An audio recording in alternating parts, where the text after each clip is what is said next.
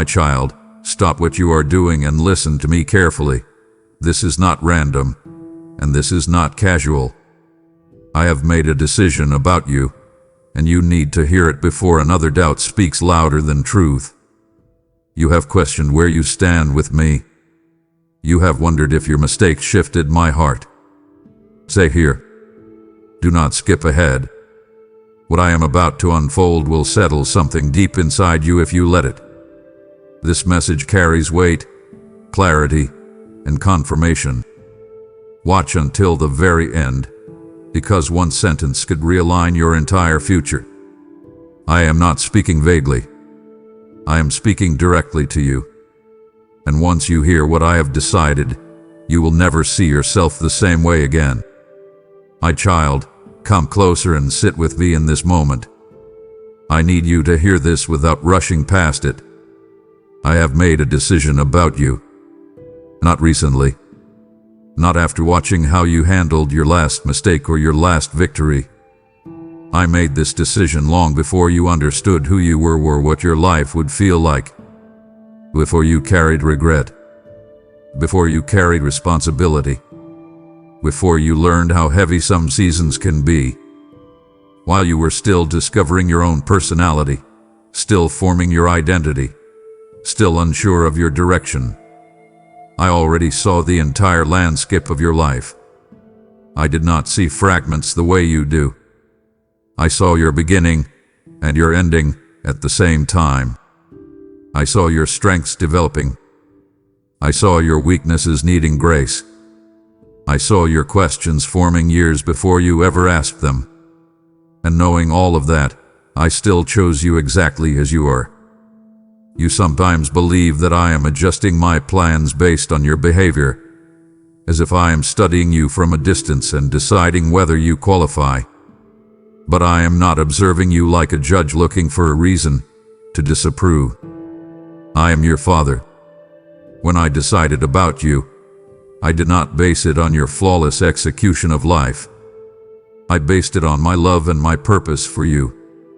You worry that you have delayed something permanently. You fear that a wrong turn has rewritten your future. You replay conversations and choices in your mind, wondering if you stepped outside of what I intended. But you cannot surprise me. You cannot derail what I established before you ever took your first breath. I knew the roads you would take, even the ones that felt confusing. I knew the people who would influence you, the disappointments that would shape you, the private battles you would fight when no one else noticed. None of it forced me to reconsider you. My decision about you was never fragile. It was steady. It was intentional. And it has not shifted just because you are still growing. Let me tell you something deeper now, something you need to let settle into your spirit. When I decided about you, I did not choose a polished version of you. I chose the real you. I chose the one who would sometimes doubt. I chose the one who would occasionally hesitate. I chose the one who would try to be strong for everyone else while quietly feeling unsure inside. You look at yourself and see unfinished areas. I look at you and see someone in process, and I am not impatient with that process. You measure yourself by outcomes. I measure you by your heart. I see the moments when you wanted to walk away from responsibility but stayed anyway. I see the times when you felt tired of trying yet continued to move forward. You may not call those moments significant, but I do. They matter to me because they reveal who you are becoming. You have wondered whether you are still on the right path. You have asked silently if you missed the version of life you were supposed to live. I want you to understand something clearly. The path you are on has not caught me off guard. Even in seasons where you felt lost, I was not confused. I was guiding you in ways you could not see. There were delays that protected you. There were closed doors that preserved you. There were relationships that ended because they could not follow you into the future I designed. You may have interpreted those moments as failure, but I saw them as alignment. I was not punishing you. I was positioning you. And here's what I need you to rest in tonight. My decision about you is rooted in love that does not fluctuate with your emotions. It is grounded in purpose that does not collapse under pressure. You are not living on probation with me. You are not trying to earn continued approval. You are already known. You are already chosen.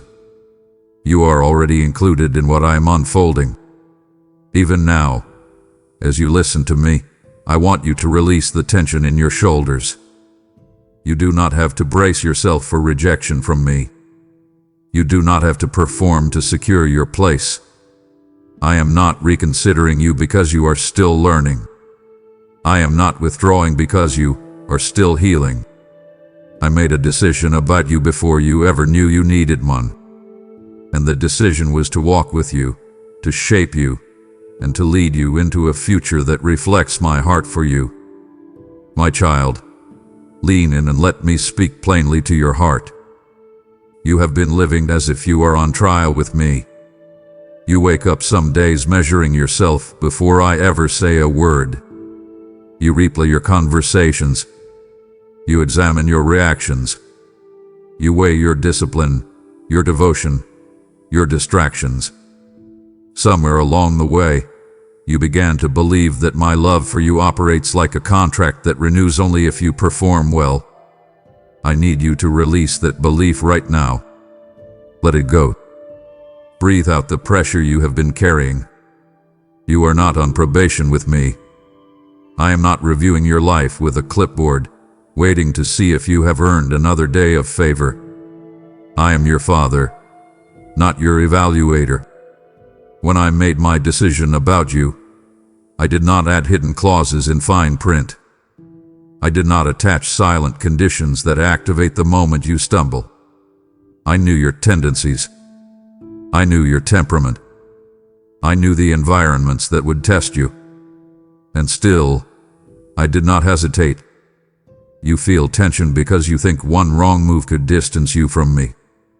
But tension has shaped how you pray. Sometimes you approach me carefully, almost cautiously, as if I might withdraw if you admit how tired or frustrated you really are. You try to clean yourself up before you come close. You try to present a polished version of your thoughts. I see through that effort, and I am not offended by your honesty. Come to me as you are. Speak plainly. Tell me when you are confused. Tell me when you are disappointed. Tell me when you feel tempted to quit. I am not threatened by your process. I am invested in it. You cannot shock me with your humanity. You cannot disqualify yourself with a bad day. Stop negotiating your worth in my presence. Stop assuming I am one step away from stepping back. Stay. Sit with me without bracing for rejection. My decision about you is not fragile. It is firm. You have grown up in systems that reward achievement and quietly shame weakness. You learned early that approval often follows performance. That pattern tried to attach itself to your relationship with me. But I do not operate like the systems that trained you. My love is not a wage you earn. It is a gift you receive. I am not keeping score of your missteps. I am shaping your maturity. There is a difference. When you fall short, I correct you because I care, not because I am reconsidering you. Discipline from me is development, not dismissal. Look back at your life and notice something. Even in seasons where you were not consistent, I remained present. Even when your focus drifted, I did not abandon you. That is not accidental. That is intentional affection. You may have felt distant at times, but that distance was never created by me withdrawing my decision about you. Now I want you to do something practical. Stop speaking about yourself as if you are barely tolerated. Stop describing your relationship with me as if you are lucky I have not removed you. That language shapes how you live. Instead, stand up internally and accept that you are wanted. You are included. You are chosen. Let that truth sink in slowly. You do not have to earn closeness with me through flawless behavior. You cultivate closeness through trust. So trust me with your unfinished edges. Trust me with the areas where you are still learning. Invite me into the places where you feel inconsistent. Do not hide them. Bring them forward. I am not looking for perfection. I am forming perseverance. I am not expecting you to arrive fully formed. I am walking you into growth step by step. And hear this clearly before we move on. The enemy would love to convince you that you are one mistake away from losing everything I promised. That whisper creates anxiety. That anxiety keeps you striving instead of resting. Reject that lie. Say it out loud if you need to. I am not on probation with my Father. Feel the weight lift as you say it. Let your shoulders relax. You are not barely accepted. You are deeply held. I have made my decision about you, and I am not revisiting it every time you struggle. Stay close. Stop striving. Walk with me without fear of sudden rejection. You have felt distance before. There were seasons when you wondered if I stepped back because you did not measure up. You interpreted silence as absence. You assumed that because you could not feel me strongly, I must have moved away. I need you to adjust that understanding. I have decided to keep you close, not because you always get it right, but because you are mine. Closeness with me is not a reward for perfection. It is part of your identity. Even when you wandered emotionally, I remained near. Even when your attention shifted to other priorities, I did not drift. You may not have sensed my nearness every day, but my presence does not depend on your awareness. Think about the moments when you were at your lowest. When disappointment hit harder than you expected. When someone's words cut deeper than you admitted. When you lay awake, staring into the dark, wondering what you should do next. You felt alone in those spaces. But I was not absent. I was steady. I was guarding your mind from spiraling further than it could handle. I was softening outcomes that could have broken you more severely. I was limiting damage you did not even see forming. You only see what happened. You do not always see what almost happened. My closeness protected you in ways you will only fully understand later. There were paths that could have trapped you. There were decisions that could have cost you far more. I redirected you quietly. I nudged you gently. I blocked certain doors firmly. Not because I wanted to frustrate you, but because I refused to let you drift beyond the reach of my care. I want you to respond differently the next time you feel unsure. Instead of assuming I step back, pause and ask where I might be working beneath the surface. Instead of interpreting silence as abandonment, consider that I may be strengthening your discernment.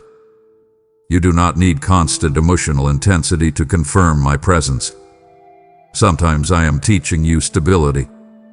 Sometimes I am deepening your roots so that your faith does not depend on feelings alone.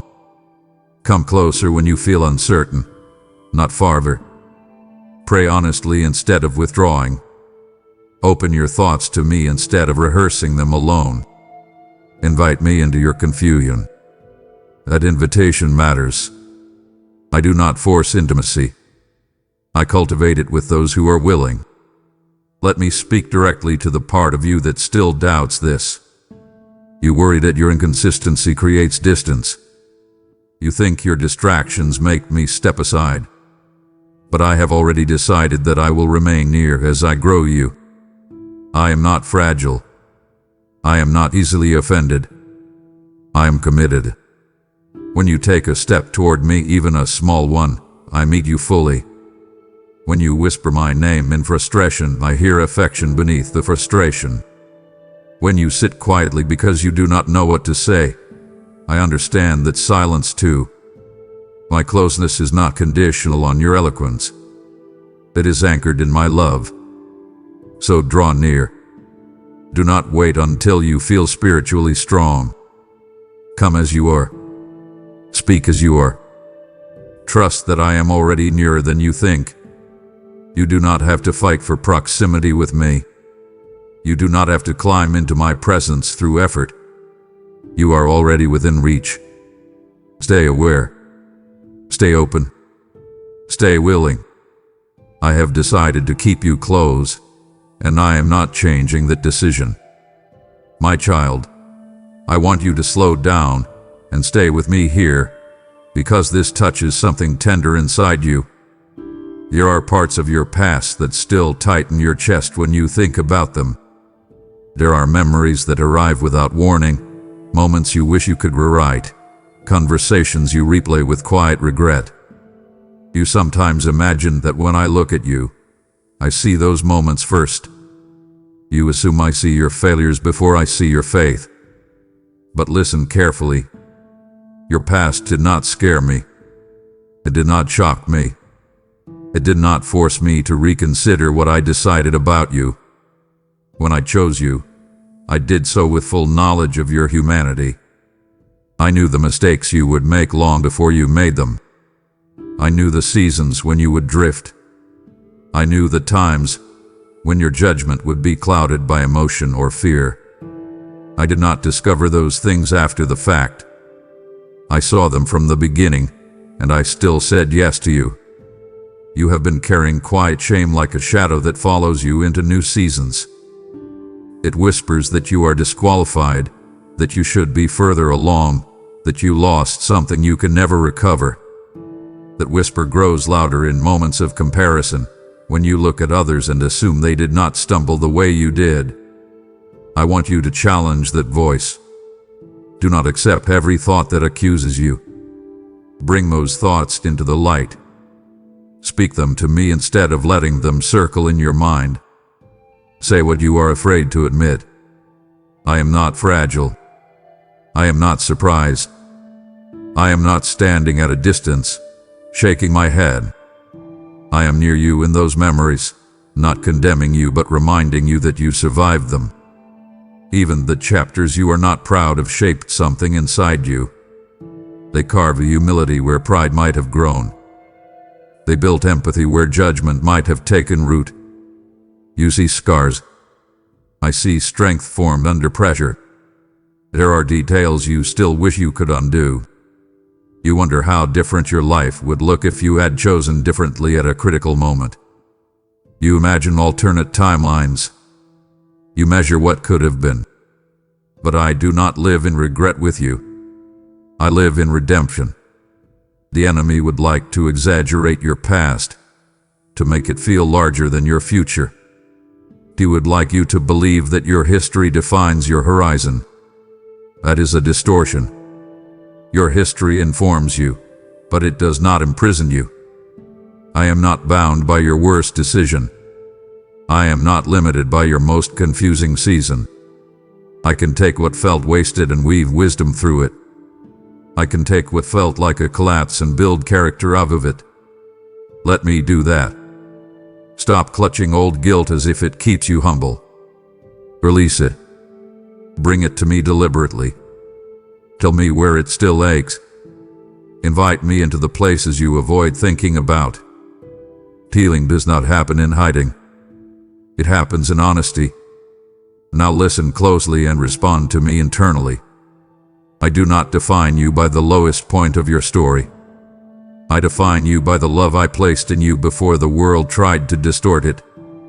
I define you by the calling that still rests on your life. I define you by the resilience you have shown, even when you felt embarrassed by your own weakness. Stop introducing yourself to yourself through shame.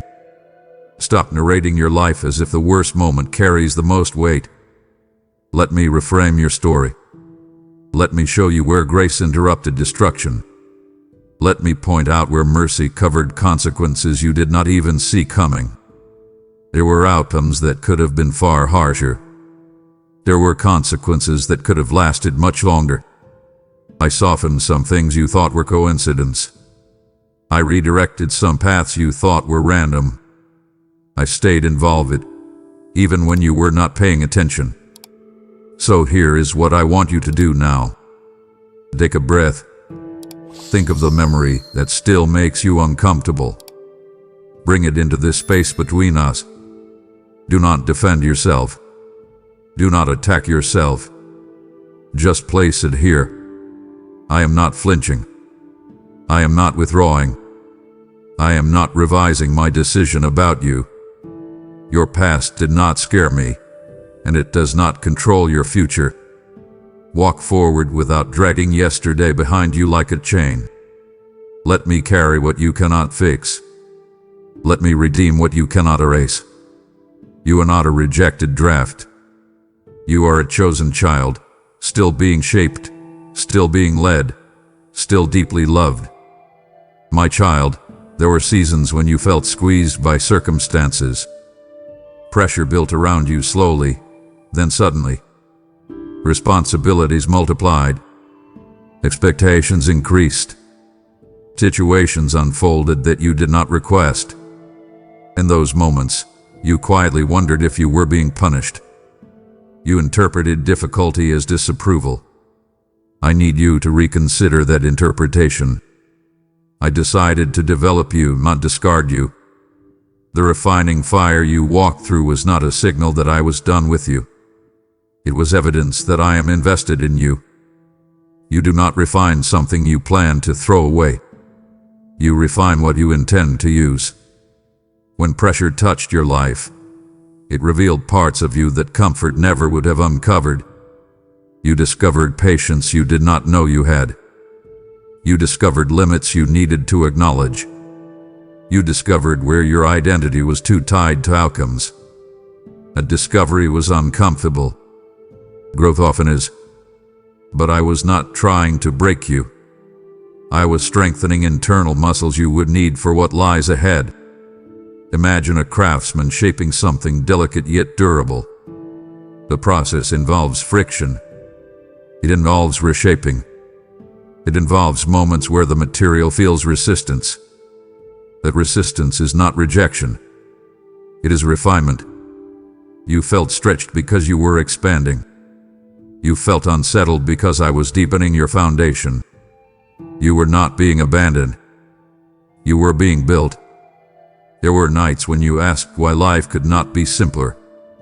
You compared your journey to others who seemed to move forward with less strain. You questioned why your road included so many detours. But you do not see the full architecture of your calling. The capacity I am building in you requires depth. It requires endurance. It requires discernment. Those qualities are not formed in ease. They are formed in environments that test your focus. When you face opposition, you learned how to stand without constant affirmation. When you encountered delay, you learned how to remain steady without immediate reward. When you experienced disappointment, you learned how to anchor yourself in something deeper than circumstances. These lessons are not glamorous, but they are powerful. They make you less fragile. They make you more grounded. Now I want you to shift your posture. Instead of asking why something is hard, ask what it is shaping. Instead of assuming difficulty means I am distant, consider that I am designing durability in you. Invite me into your frustration rather than withdrawing. Say to me, show me what this season is building. That prayer changes your perspective. It opens your eyes to growth happening beneath the surface. You may not feel stronger every day, but you are not the same person you were a year ago. You respond differently. You think more carefully. You recover more quickly. That is development. That is evidence of my steady hand in your life. Let me speak clearly before we move forward. I have not invested this much time in you to discard you. I have not walked with you through valleys just to leave you there. I am forming resilience in you because your future requires it. I am cultivating wisdom in you because influence requires it. I am deepening your compassion because leadership requires it. You may have felt overlooked while you were being shaped, but shaping seasons are rarely public. They are personal. They are quiet. They are foundational. And you are still in my hands. So stand up inside your spirit and stop interpreting every challenge as a threat to your worth. Accept that development sometimes feels like disruption. Accept that growth sometimes feels like stretching. Do not shrink back from the process. Lean into it. Trust that I am not experimenting with your life. I am constructing it carefully. You are not being discarded. You are being developed with intention, patience, and purpose. My child, I need you to look at something honestly with me. Fear has been quietly influencing more of your decisions than you would like to admit. It has not always shouted. It has not always looked dramatic. Sometimes it showed up as caution that felt reasonable. Sometimes it disguised itself as wisdom. Sometimes it sounded like protection. But underneath it, there was a trembling voice asking, "What if this goes wrong?" And because you cared, because you do not want to fail, because you do not want to be embarrassed or exposed, you listened. I am not condemning you for that. I understand why fear feels persuasive. It promises safety. It pretends to guard you from pain. But listen carefully now. I have decided that fear will not lead you. I did not design your life to be steered by anxiety. I did not shape your spirit to be governed by dread. I am leading you, not fear. You have felt the pull of hesitation when opportunity stands in front of you. You analyze. You overthink. You imagine worst-case outcomes with sharp clarity. You can picture collapse more easily than success. The tendency has kept you small in certain areas. It has kept you silent when you should have spoken. It has kept you still when you should have stepped forward. And you justified it by calling it prudence. I want you to pause and ask yourself gently, is this caution or is this fear? There is a difference. Wisdom listens. Fear constricts. Wisdom considers. Fear paralyzes. Wisdom moves with awareness. Fear freezes you in place. I am not asking you to be reckless. I'm asking you to be free. Stop letting imagined disasters dictate real decisions. Stop rehearsing rejection before it happens. Stop assuming collapse before you have even begun. Bring those fears to me. Speak them plainly. Let me respond to them instead of letting them echo inside your own mind unchecked. You need to understand something about how fear operates. It exaggerates. It takes a possibility and inflates it into certainty. It whispers extreme outcomes to create internal chaos. You have told yourself, if this fails, everything will fall apart. That is rarely true. Even when things do not unfold as you expect, I remain present. I remain capable. I remain committed to guiding you. Fear paints pictures in dark, heavy tones. It makes the mountain look higher, the road look longer, the obstacle look immovable. But I see what you cannot. I see resources you have not yet discovered. I see support you have not yet noticed. I see growth you have not yet accessed. When I lead you, I do not remove every challenge. I give you the courage to face them. Courage does not mean you feel nothing. It means you move while feeling it. So here is what I want you to do. The next time fear rises in your chest, do not automatically obey it. Do not immediately adjust your life to accommodate it. Buzz. Breathe slowly. Ask me for clarity instead of reacting. Say, Father, show me what is real and what is imagined. That simple invitation shifts your posture. You move from panic to partnership. You move from isolation to guidance. And when I show you the next step, take it. Even if your hands tremble slightly, take it. Even if your voice feels unsteady, speak. Even if your confidence feels thin, move forward anyway. I am not calling you into reckless risk. I am calling you into steady trust. You are not alone in the decision-making. I am not sending you into unknown territory without presence. I walk with you into every unfamiliar space. Let me be direct with you now. If you continue letting fear lead, it will shrink your world slowly. It will convince you to settle for less than what you are capable of carrying. It will persuade you to choose safety over significance. I do not want that for you. I have placed capacity inside you that requires courage to access. I have placed influence inside you that requires visibility to fulfill. I have placed potential inside you that requires movement to awaken. Fear would like you to remain comfortable but confined. I am inviting you into something wider. Trust my voice more than your anxiety. Trust my steadiness more than your scenarios.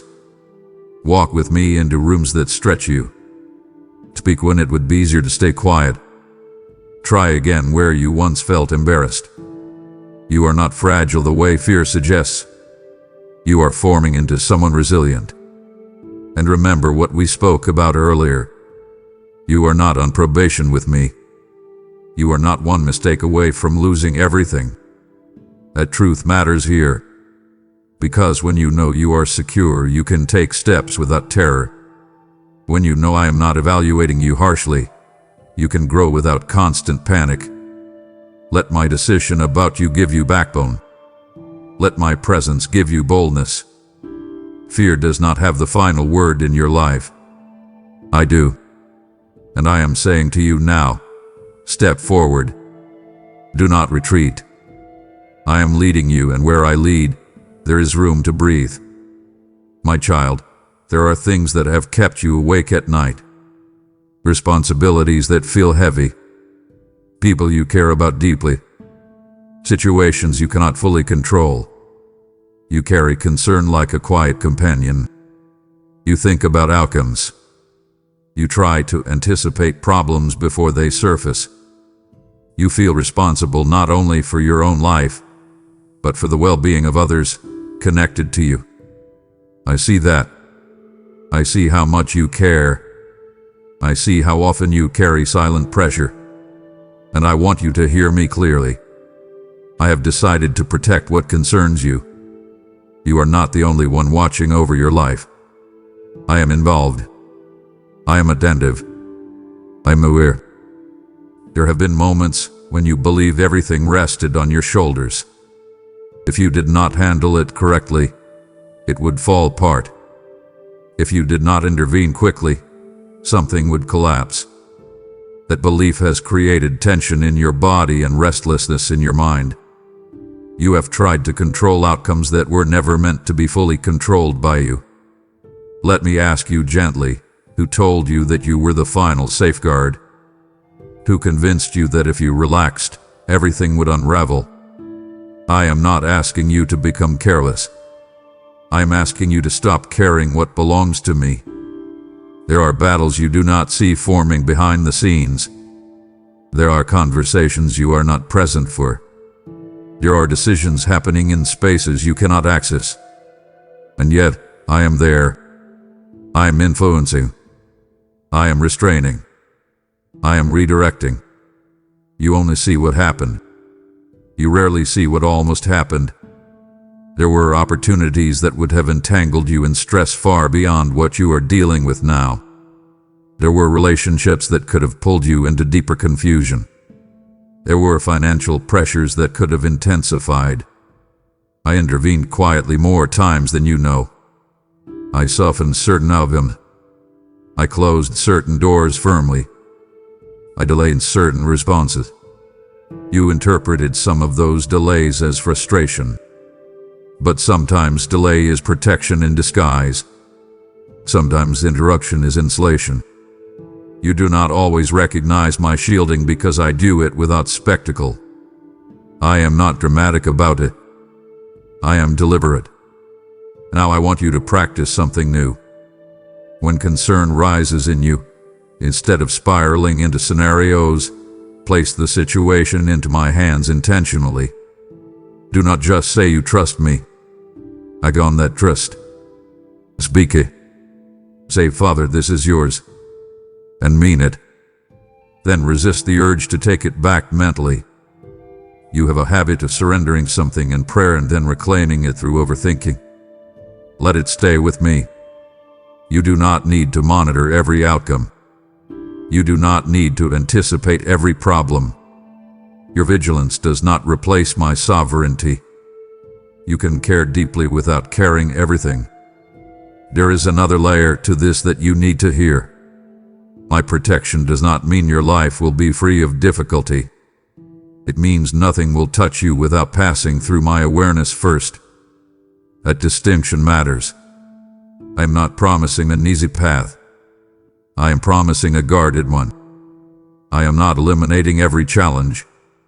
I am limiting what would destroy you. When something does enter your life, it has purpose attached. It is not random chaos. It is not careless oversight. It is filtered. You may not understand why certain things are allowed, but you can trust that nothing is careless. Nothing is accidental. So relax your grip a little. Release the illusion that everything depends on your constant vigilance. Continue to act responsibly. Continue to love deeply. Continue to show up faithfully.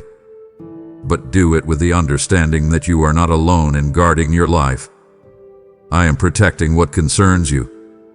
I am attentive to what keeps you up at night. I am invested in the people you pray for. I am aware of the needs you cannot meet by yourself. Let that awareness calm you. Let it steady you. You do not have to live in quiet panic about the future. You do not have to brace yourself for unseen disaster. I am not passive. I am present. I am not distracted. I am deliberate. And I have decided to protect what concerns you, even when you cannot see how. And as I have decided to protect what concerns you, I now invite you to protect what concerns me, the reaching of souls who are still awake at night without hope. When you release a super thanks, when you step into membership, when you sow through the PayPal link in the description, you are not giving to a channel. You are planting seed into living soil. I said long ago that as you water others, you yourself will be watered, and I am speaking that over you now. Your generosity becomes oil in the lamp of this mission, like for those walking through dark valleys. This is not a transaction. It is participation in my covering power. As you help carry my word, I strengthen what carries you. I multiply what you release, and I guard what you entrust to me. Do not delay. Sow now, support now, and watch how I protect what concerns you. My child, I want you to sit with this truth longer than feels necessary. Your story is not ending where you think it is. I know there were moments when you quietly concluded that maybe this was as far as you would go. You reached a wall. You faced a disappointment that drained you. You experienced a setback that made you question your stamina. In those private hours, you wondered if this was the final version of your life. You did not announce it publicly. You did not dramatize it. But inside, something whispered, maybe this is it. I heard that whisper. I saw the subtle surrender forming in your posture. And I am telling you now, I have decided that your story continues. You measure your life by visible progress. You look at milestones, achievements, timelines. When those markers stall or crumble, you assume the narrative has narrowed. But you are not living a small, shrinking script. You are living a layered, living story that unfolds in chapters. Some chapters are loud and bright. Others are quiet and refining. The quiet ones are not the conclusion. They are construction. You have been in a construction season, and construction is rarely glamorous. It is dust and delay. It is noise and nuisance. It looks like interruption instead of advancement. But do not mistake scaffolding for stagnation. The structure is still rising, even if you cannot yet see the finished form. I am not finished writing through you. There were nights when exhaustion wrapped around you so tightly that you questioned whether you had the strength to keep believing. You felt like you had given your best already. You wondered if the version of you that once dreamed boldly had faded. I want you to revisit those dreams, not with pressure but with perspective. Some of them need refinement. Some of them need redirection. But they do not need burial. I did not place desire in you to mock you. I did not plant vision in you to abandon it. You may need to adjust your timeline. You may need to release certain expectations. But do not close the book on yourself prematurely. I am still shaping the next pages. You have also been tempted to define yourself by what did not work. A business idea that stalled. A relationship that dissolved. An opportunity that slipped through your fingers. Those moments felt final. They carried a sense of collapse. But collapse is not conclusion. It is recalibration. There is a difference. When something falls apart, you often interpret it as personal failure. Sometimes it is structural realignment. Sometimes it is mercy moving you away from a path that would have exhausted you further. I am not embarrassed by your detours. I am not surprised by your learning curve. I am attentive to your endurance. And I see more endurance in you than you recognize in yourself. And I'll listen closely and respond intentionally. Stop speaking about your future as if it is behind you. Stop telling yourself that your best days are over. That narrative does not come from me. I have decided that your story continues with meaning, not monotony. I have decided that your later chapters will carry depth, not regret. But you must participate. Lift your eyes again. Allow yourself to imagine forward. Pray with expectation instead of resignation. Open your hands instead of folding them in defeat. You are not at the edge of your usefulness. You are at the edge of transition. I want you to stand up internally and say, even quietly, my story is not over. Let that sentence settle into your bones. Not as hype, not as denial of reality, as alignment with truth. You are still here. You are still breathing. You are still learning. You are still capable of growth. That alone means the narrative continues. And I am not writing filler chapters. I am writing purpose. Stay engaging. Stay willing. Stay responsive. The pages ahead of you are not empty. They are waiting. My child, I need you to understand something that may stretch your perspective. I could have designed your life for comfort alone. I could have removed certain complications. I could have allowed you to glide past resistance without friction. But I chose purpose over convenience for you. The decision explains more than you realize. It explains why some paths required patience. It explains why some relationships tested your discernment. It explains why your growth has not been instant. I did not create you for a shallow, surface-level existence. I only for substantive significance. You sometimes look at others and think their journey appears smoother. You wonder why your road has included so many bends and barriers. You assume ease equals favor. That assumption has quietly shaped your expectations. But ease is not always evidence of depth. Convenience does not always cultivate character. You have been formed through process, and process builds perspective. When you faced delay, you developed resilience. When you navigated disappointment, you developed discernment. When you encountered resistance, you developed resolve. Those qualities are not flashy, but they are foundational. I did not want you fragile. I wanted you fortified. There were moments when you prayed for quick relief. You asked me to remove pressure swiftly. Sometimes I did. Sometimes I did not. When I did not, it was not indifference. It was intention. You were being stretched beyond your previous capacity. That stretching felt uncomfortable. It felt unfair at times. But look at yourself now. You handle situations differently than you once did. You respond with more awareness. You recover with more steadiness. That did not happen by accident. It happened because you walked through complexity instead of avoiding it. Purpose rarely grows in isolation from challenge. You have also carried the quiet burden of wondering if you are strong enough for what lies ahead. That question has visited you more than once. You see glimpses of responsibility forming around you, and you question your readiness. I am not preparing you for something you cannot carry. I am building capacity in advance. I am not setting you up to collapse. I am strengthening your core. Think of it this way.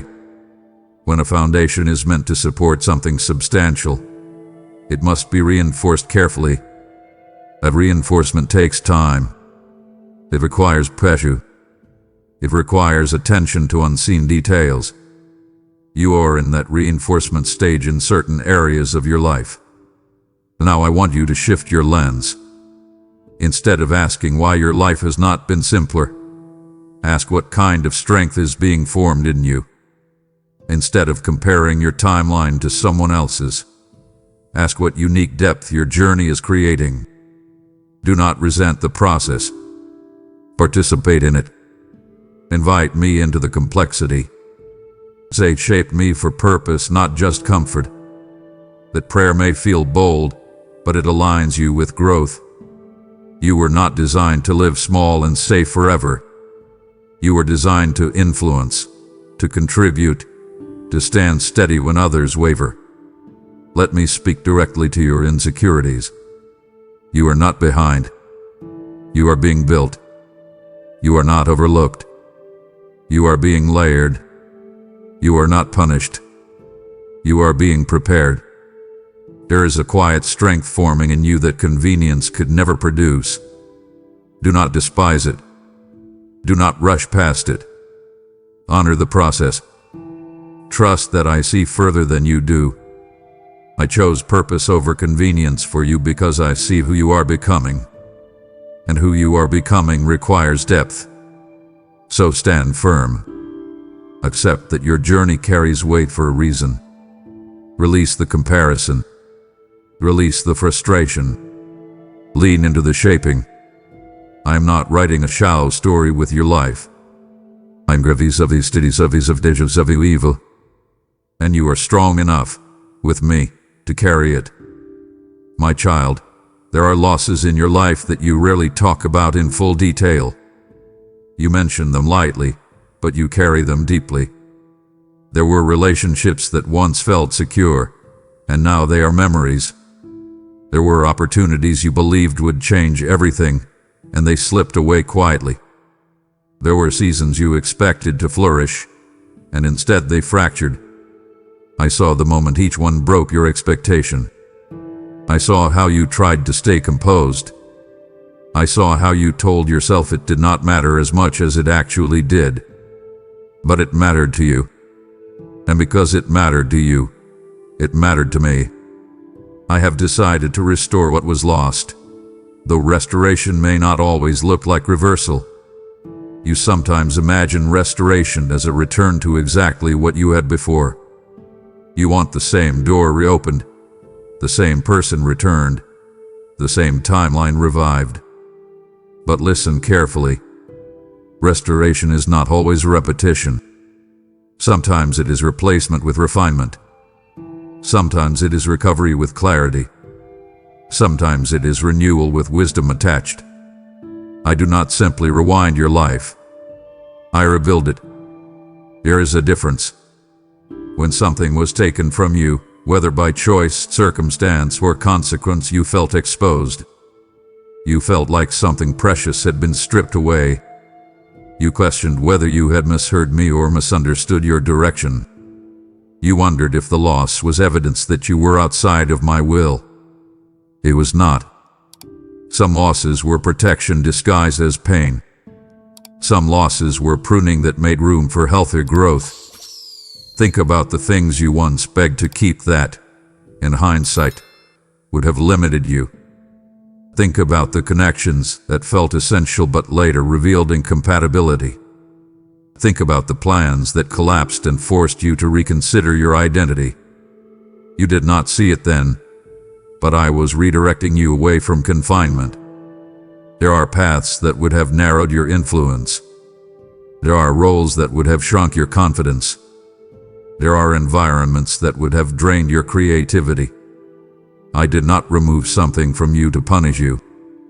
I allowed certain endings because I am invested in your expansion. You felt the sting of subtraction, but you did not yet see the intention of addition forming quietly in the background. Now I want you to do something courageous. Stop grieving as if the story ended at the loss. Grieve honestly, yes, but do not freeze there. Invite me into the rebuilding. Say to me, show me what you are restoring. Be open to new forms. Be open to different faces. Be open to unexpected timing. You may not receive the exact version you once held, but you will receive something aligned with who you are now. You are not the same person you were when that loss occurred. You have grown. You have learned. You have matured. The restoration I bring matches your current capacity, not your former limitations. There is also something deeper happening in you. Loss has carved space inside your heart. It made you more aware of what truly matters. It clarified what you value. It exposed where your security was fragile. That space, though uncomfortable, is fertile ground. I do not waste broken places. I plant in them. I cultivate in them. I bring new growth through them. When I say I have decided to restore what was lost, I am not speaking casually. I am speaking with intention. I am already weaving connections you cannot see. I am already arranging moments that will surprise you. I am already preparing blessings that fit the version of you that exists today. So lift your head. Release the narrative that says you missed your only chance. Release the belief that what was lost can never be replaced. Stand in expectation instead of resignation. Speak hope instead of defeat. Let your heart open again, even if it feels vulnerable. Restoration requires receptivity. Do not close yourself off because you fear disappointment. Trust that I am not careless with your desires. I am deliberate. I am attentive. I am involved. You are not defined by what slipped away. You are not destined to replay absence. I have decided to restore what was lost, and what I restore carries depth, dignity, and durability. Stay open. Stay watchful. Something is being rebuilt, even now. My child, shame has lingered in corners of your heart longer than you admit. It does not always shout. It whispers. It revisits old scenes. It magnifies your missteps. It frames your identity around your worst moment. You have learned how to function with it quietly. You smile. You serve. You succeed. But somewhere inside, there is a subtle belief that you are permanently marked by what went wrong. I need you to hear me clearly. I have decided that shame does not own you. It does not have legal rights to your future. It does not get to narrate your story. Shame tells you that you are your mistake. Conviction, which comes from me, tells you that you made a mistake but you are still loved. Those are not the same voice. One imprisons. The other invites growth. You have confused them at times. You assumed the heaviness you felt was my disappointment. It was not. I do not hold your past over your head like leverage. I address it to heal it. I confront it to free you. Shame keeps you looking down. My love lifts your face. Shame isolates you. My grace restores connection. You have been carrying an internal label that I never placed on you. There were moments when you failed yourself. Moments when you acted out of insecurity, fear, or impulse. You replay those memories and feel it tightening in your chest. You wish you could step back into that room and choose differently. But you cannot live in revision mode. You must live in redemption. Redemption does not deny the past. It transforms its meaning. What once represented your lowest point can become a testimony of growth, but only if you release the grip of shame. I am not asking you to minimize what happened. I am asking you to stop identifying yourself by it. Let me ask you something gently. When you think of yourself, what words come first? Do they reflect my heart toward you, or do they echo your harshest self-criticism? You speak to yourself more often than anyone else does. Pay attention to that voice. If it constantly accuses, constantly belittles, constantly reopens wounds without offering healing, that voice is not aligned with mine. I correct, but I do not condemn. I guide, but I do not degrade. I shape, but I do not shame. Now I want you to take a deliberate step. Bring the memory that still embarrasses you into my presence. Do not justify it. Do not dramatize it. Just acknowledge it. Then release it. Say, this does not define me. And mean it. You are not pretending it did not happen. You are refusing to let it govern you. Shame loses power when it is exposed to truth. You are forgiven. You are still chosen. You are still being formed. Understand something deeply personal here. When I look at you, I do not see a headline of your failure. I see a human being in process. I see courage that survived difficult seasons. I see humility that grew from mistakes. I see compassion that emerged from regret. Shame would like to shrink you into a smaller version of yourself. I am calling you into fullness. So lift your head. Stop shrieking in rooms where you belong.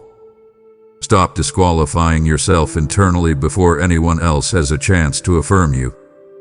Walk forward with dignity, not denial. Walk forward with confidence rooted in grace. You are not owned by shame. You are shaped by mercy. My child, you have asked me more than once why healing has not been instant. You expected a sudden shift, a clean break from the pain, a moment where everything felt light again. Instead, you have experienced something slower. Some days you feel steady and hopeful. Other days an old memory surfaces and catches you off guard. You wondered if that meant you were failing at healing. It does not.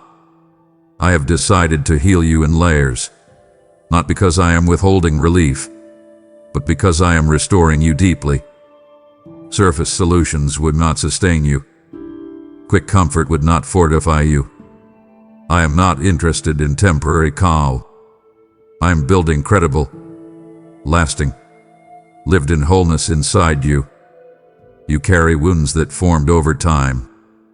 Some were created by words spoken casually but received seriously. Some were shaped by disappointment that repeated until it became a quiet belief. Some were born in moments you never expected to face. Those layers of pain cannot simply evaporate with one emotional experience. They must be addressed thoughtfully. When I begin healing, I do not rip everything open at once. I uncover gently. I allow you to see what you are ready to see. I bring clarity without crushing you. You may have noticed that certain memories feel less sharp than they used to. That is not your imagination. That is progress. You may have noticed that your reactions are slightly calmer than before. That is growth. Healing is not always dramatic. Often it is subtle, steady, sacred. I want you to participate in this process with intention. Do not rush yourself. Do not compare your recovery to someone else's timeline. Do not shame yourself for still feeling sensitive in certain areas. Instead, invite me into the specifics. When something triggers you, pause instead of pushing it down. Ask me, what is this touching? Let the answer rise slowly. Sometimes it will reveal an old belief about your worth. Sometimes it will expose a fear of abandonment. Sometimes it will show you where trust was fractured. Do not turn away when that insight comes. Stay with it. I am there with you.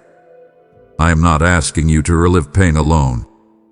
I am asking you to let me transform it.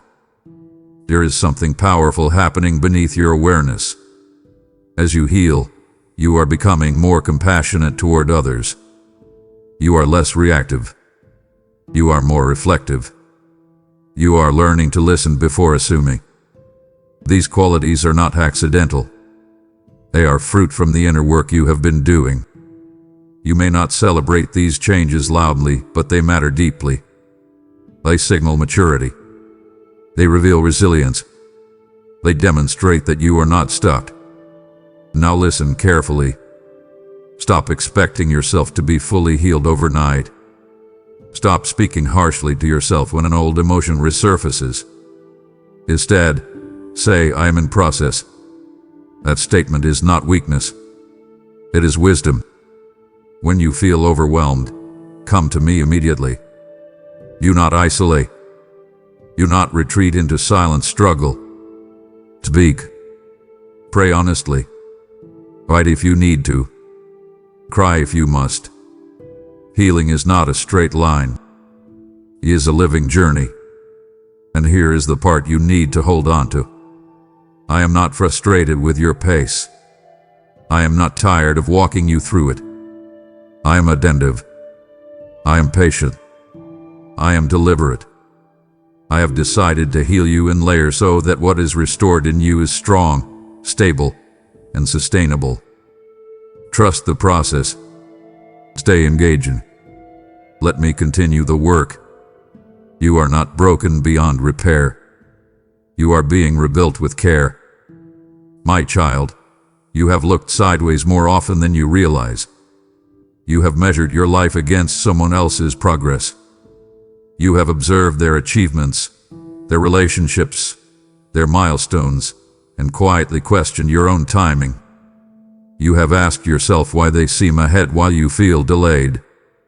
That comparison has stolen joy from moments that were meant to be celebrated. It has made you restless in seasons that were meant to be reflective. I have decided that comparison will not distract you from your path. You were not designed to run someone else's race. You were not shaped to fulfill someone else's assignment. When you compare timelines, you assume uniformity where there was never meant to be uniformity. Your capacity, your calling, your context are distinct. What looks like speed in someone else's life may not be suitable for yours. What looks like success from a distance may carry pressure you are not meant to bear. I see the full picture. You see fragments. When you compare fragments to someone else's highlight, you distort your perception. Let me ask you something directly. When you scroll, when you observe, when you hear about someone else's progress, what happens inside you? Do you feel inspired or do you feel diminished? If you feel diminished, pause. That reaction is not meant to control you. Bring it to me. Say, Father, remind me of my path. Or focus your attention inward. Consider the growth that has happened in you quietly. Consider the endurance you have developed. Consider the doors that opened at the right time for you. You are not late. You are not overlooked. You are not forgotten. Comparison exaggerates differences. It magnifies what you lack and minimizes what you carry. It is a subtle distortion. It can sound harmless, but it chips away at contentment. I do not want you living in quiet competition with people who are not even competing with you. I want you living in alignment with your own calling. When you shift your gaze back to your own growth, you will notice progress you previously ignored. You will see maturity that did not exist before. You will recognize strength that formed in hidden seasons. Now make a decision with me. Limit what feeds comparison. Be intentional about what you consume. Guard your focus. Celebrate others without measuring yourself against them. When you feel that old impulse to compare rising, interrupt it. Speak gratitude for your journey. Gratitude recalibrates perspective. It reminds you that your story carries value independent of someone else's pace. There is a rhythm to your life that is uniquely yours. I am not rushing you. I am not neglecting you. I am guiding you according to what you are built to carry. Trust that timing. Trust that design. Trust that I see the long arc of your story. Comparison will not lead you into fulfillment. Alignment will. So lift your eyes forward instead of sideways. Stay focused on your lane. Stay attentive to your growth. I have decided that comparison will not distract you from what I am building in you. And what I am building is worth your full attention. My child, there were doors you knocked on with sincere hope. You prepared yourself. You prayed. You positioned your heart. You imagined how your life would change if that one opportunity opened. And when it did not, you felt more than disappointment. You felt confusion. You questioned your discernment. You wondered if you misunderstood my direction. I was there when the door stayed shut. I saw the way your shoulders dropped. I heard the quiet question forming in your mind, why not me? I need you to understand something clearly. I have decided to open the right doors for you. Not every door you desire. You interpreted some closed doors as rejection. You thought they were statements about your worth or your readiness. But many of them were protection. A door can look promising from your side while hiding pressure you are not meant to carry. You see potential. I see consequence. You see opportunity. I see outcome. There were rooms you longed to enter that would have required you to compromise your peace. There were positions you thought would elevate you that would have eroded your joy. There were partnerships that appeared aligned, but would have drained your energy slowly. I did not deny you because I was withholding blessing. I redirected you because I am preserving your becoming. Let me speak to your impatience gently. You do not always like waiting for clarity. You prefer visible movement. When nothing seems to shift, you assume stagnation. But there is a difference between stillness and stagnation.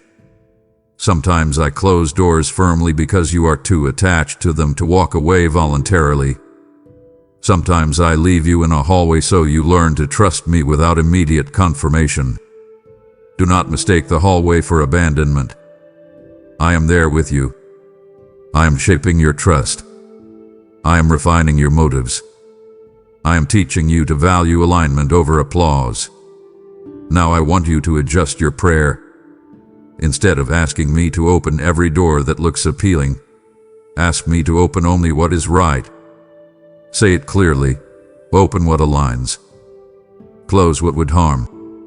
That prayer requires courage because it releases control. But it also releases anxiety. You do not have to force entry into spaces that resist you. If a door requires you to betray your character, question it. If it demands you shrink yourself to fit inside, reconsider it. When I open a door, it may stretch you, but it will not strip you. It may challenge you, but it will not diminish you. There is something else you need to recognize. The right doors often open quietly. They do not always arrive with spectacle. They sometimes appear as simple conversations, subtle invitations, unexpected connections. Stay attentive. Stay receptive. Do not overlook small beginnings because you are waiting for grand entrances. I am deliberate. I am precise. I am not rushing your placement. When the door is right, you will sense steadiness even if there is uncertainty. Fear may still whisper, but peace will anchor you. Stop chasing doors that resist you repeatedly. Stop banging on entrances that keep you outside. Step back. Breathe. Trust that I am not careless with your future. I have decided to open the right doors, and when I do, you will not have to twist yourself to belong there. You will walk in with integrity intact and purpose intact. Stay ready. Stay grounded. The right door will not require desperation. It will require readiness. I have decided to open the right doors for you, and one of those doors is the opportunity before you now.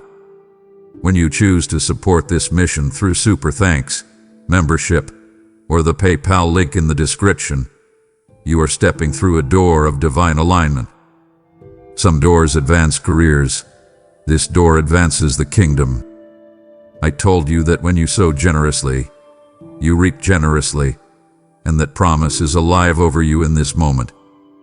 Your giving becomes a key that unlocks messages for hearts who are standing in hallways of confusion. It becomes bread for the hungry spirit and fire for the fading faith. Do not underestimate this prompting. It is not pressure.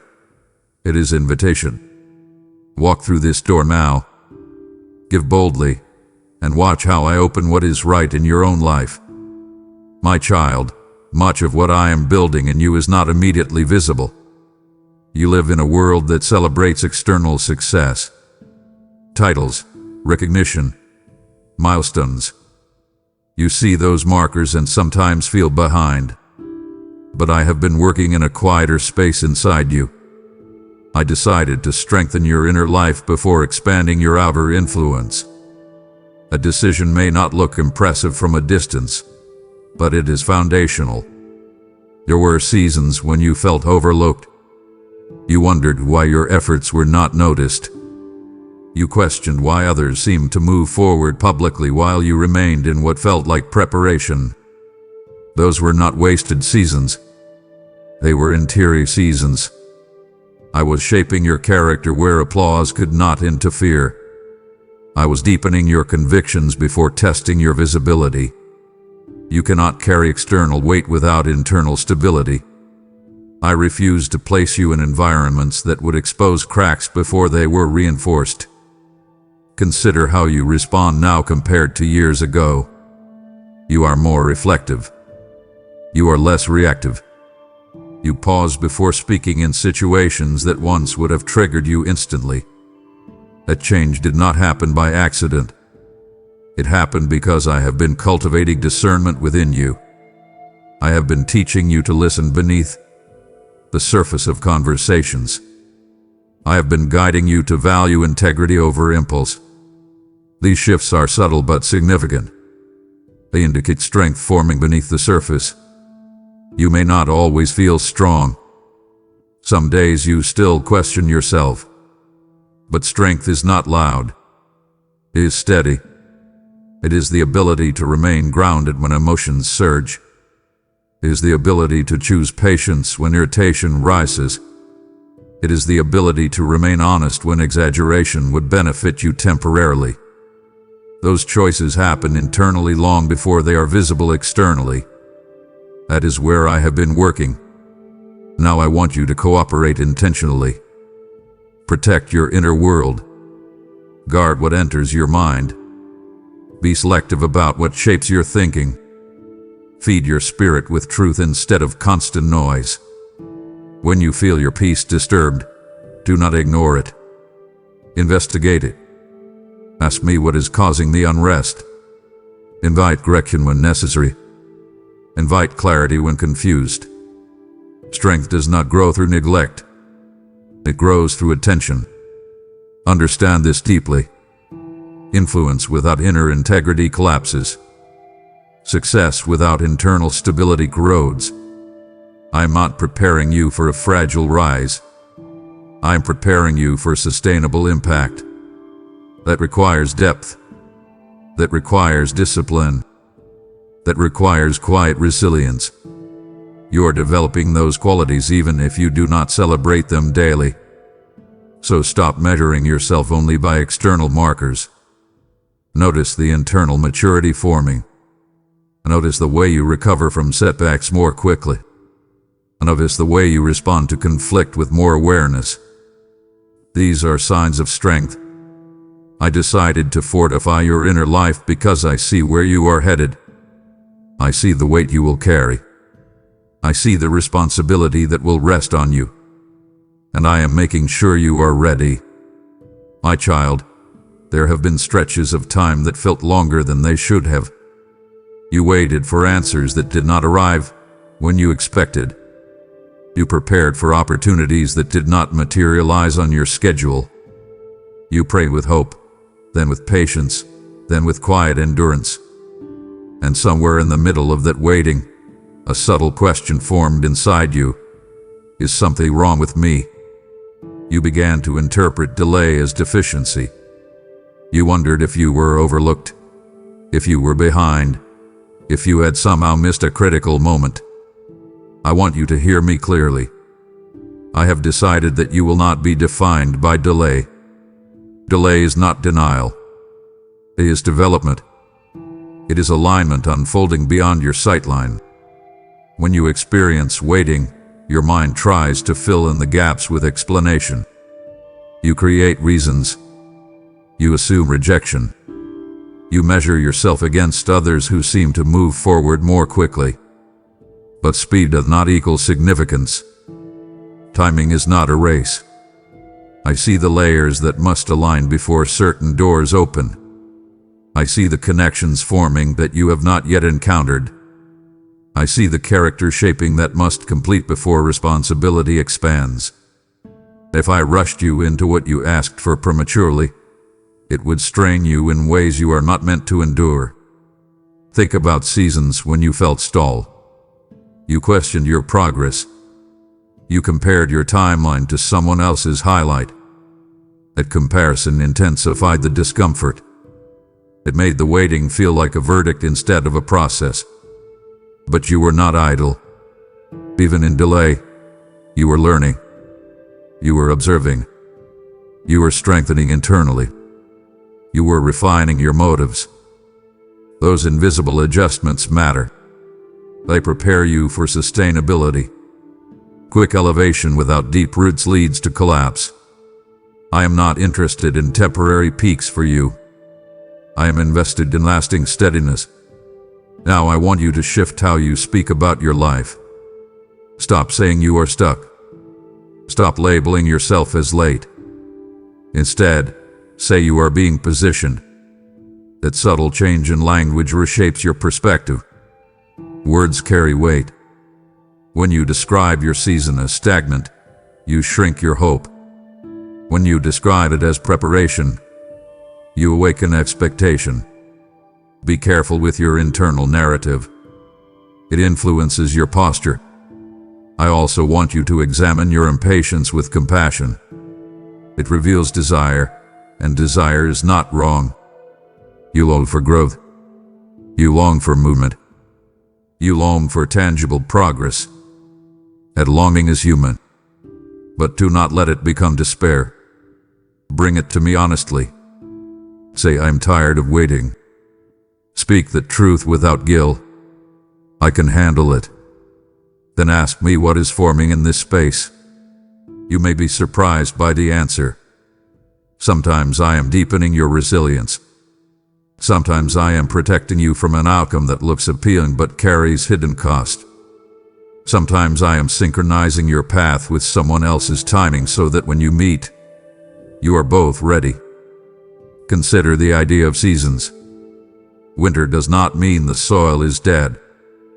It means growth is happening beneath the surface. Seeds take root in silence. Foundations are laid quietly. You may not see visible bloom, but that does not mean nothing is happening. Your delay is not empty. It is active in ways you cannot measure. Trust that unseen work. Now stand up internally and release the shame you attach to waiting. You are not defective because something took time. You are not forgotten because something has not yet unfolded. You are being shaped, synchronized, strengthened. I have decided that delay will not label you. It will refine you. When the moment arrives, you will recognize why it did not come sooner. Stay steady. Stay attentive. Stay patient. The timeline of your life is not careless. It is curated. And you are not behind. You are becoming. My child, there are wounds you never expected to carry. You trusted someone and felt betrayed. You invested effort and faced disappointment. You gave your heart and felt it fracture. Those experiences left marks. You tried to minimize them. You told yourself you were fine. But the hurt lingered beneath the surface. You wondered why I allowed it. You questioned why pain entered your life when you were trying to do right. I need you to understand something profound. I decided to use what hurt you, not to harm you further, but to transform you. Pain is not random in your life. It is not casual. It is not meaningless. When something wounded you, I did not turn away. I stepped closer. I watched how you processed it. I saw how you struggled to forgive. I observed how you wrestled with anger and sadness. I did not condemn those emotions. I guided you through them. What hurt you did not have permission to destroy you.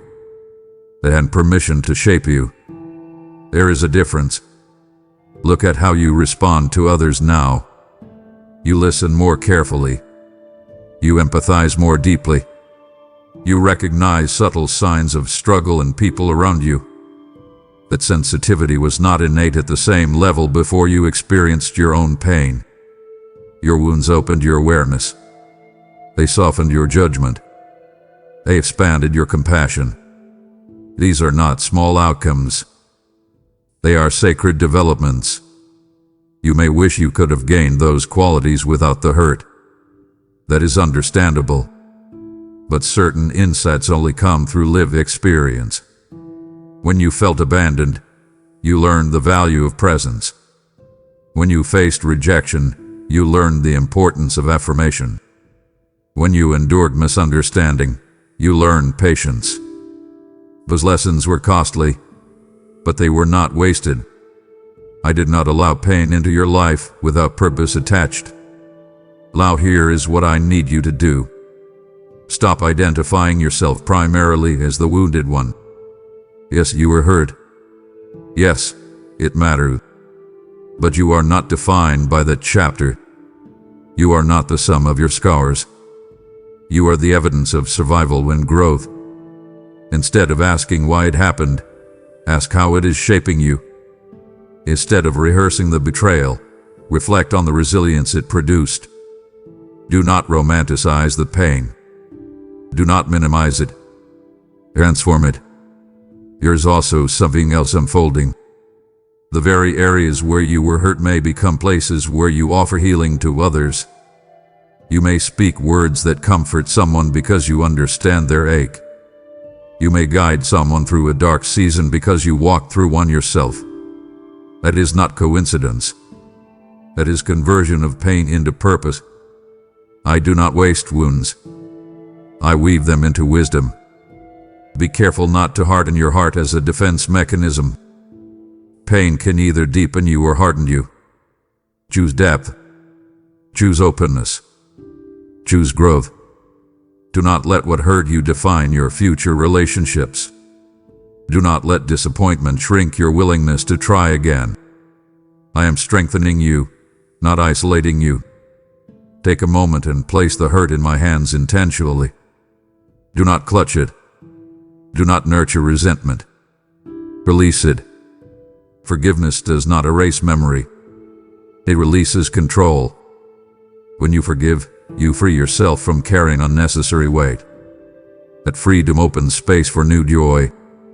I have decided to use what hurt you, not as a weapon against you, but as a tool within you. You are not weaker because of what happened. You are wiser. You are deeper. You are more attuned. And I am still shaping you through every experience. My child, there comes a moment in every season when comfort becomes a quiet cage. You have felt it. Things are familiar. The routines are predictable. The risks are minimal. Yet inside you, there is a stirring that will not settle. You tried to ignore it. You told yourself you should be content. You reminded yourself to be grateful. But gratitude and growth are not enemies. You can appreciate where you are and still be called beyond it. I have decided to call you forward, not because where you stand now is wrong, but because you have outgrown it. You sometimes mistake that internal tension for dissatisfaction. It is not dissatisfaction. It is direction. It is movement forming before you see the map. You have sensed that certain conversations feel smaller than they used to. Certain habits feel limiting. Certain spaces feel tighter. That is not arrogance. That is awareness. I am stretching your vision. I am widening your capacity. I am gently disrupting your comfort so you do not settle into stagnation. Do not resist that stirring. Lean into it. Ask me where it is leading. You may feel unprepared for what is ahead. That feeling does not disqualify you. It signals growth.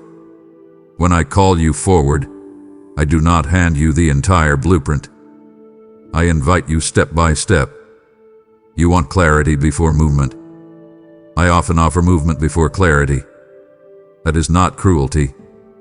It is cultivation. It builds trust. It strengthens your ability to walk by conviction rather than constant confirmation.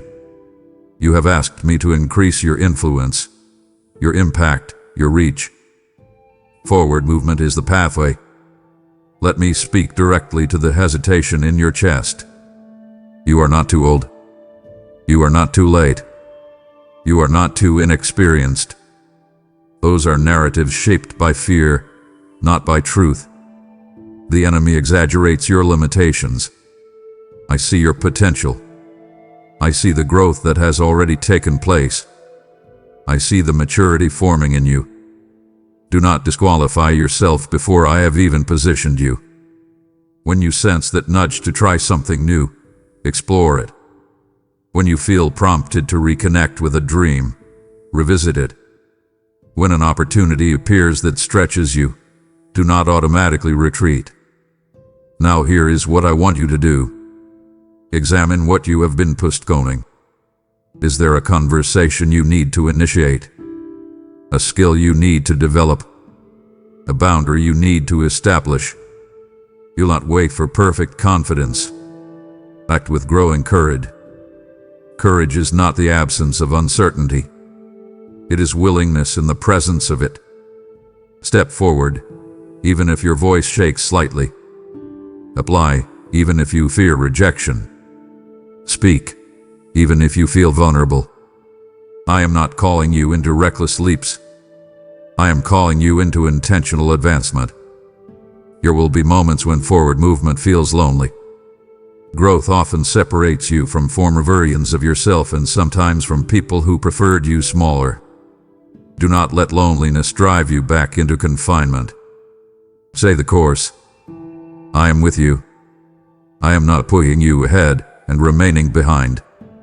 I am walking beside you into new territory. And understand this clearly. Forward does not always mean louder.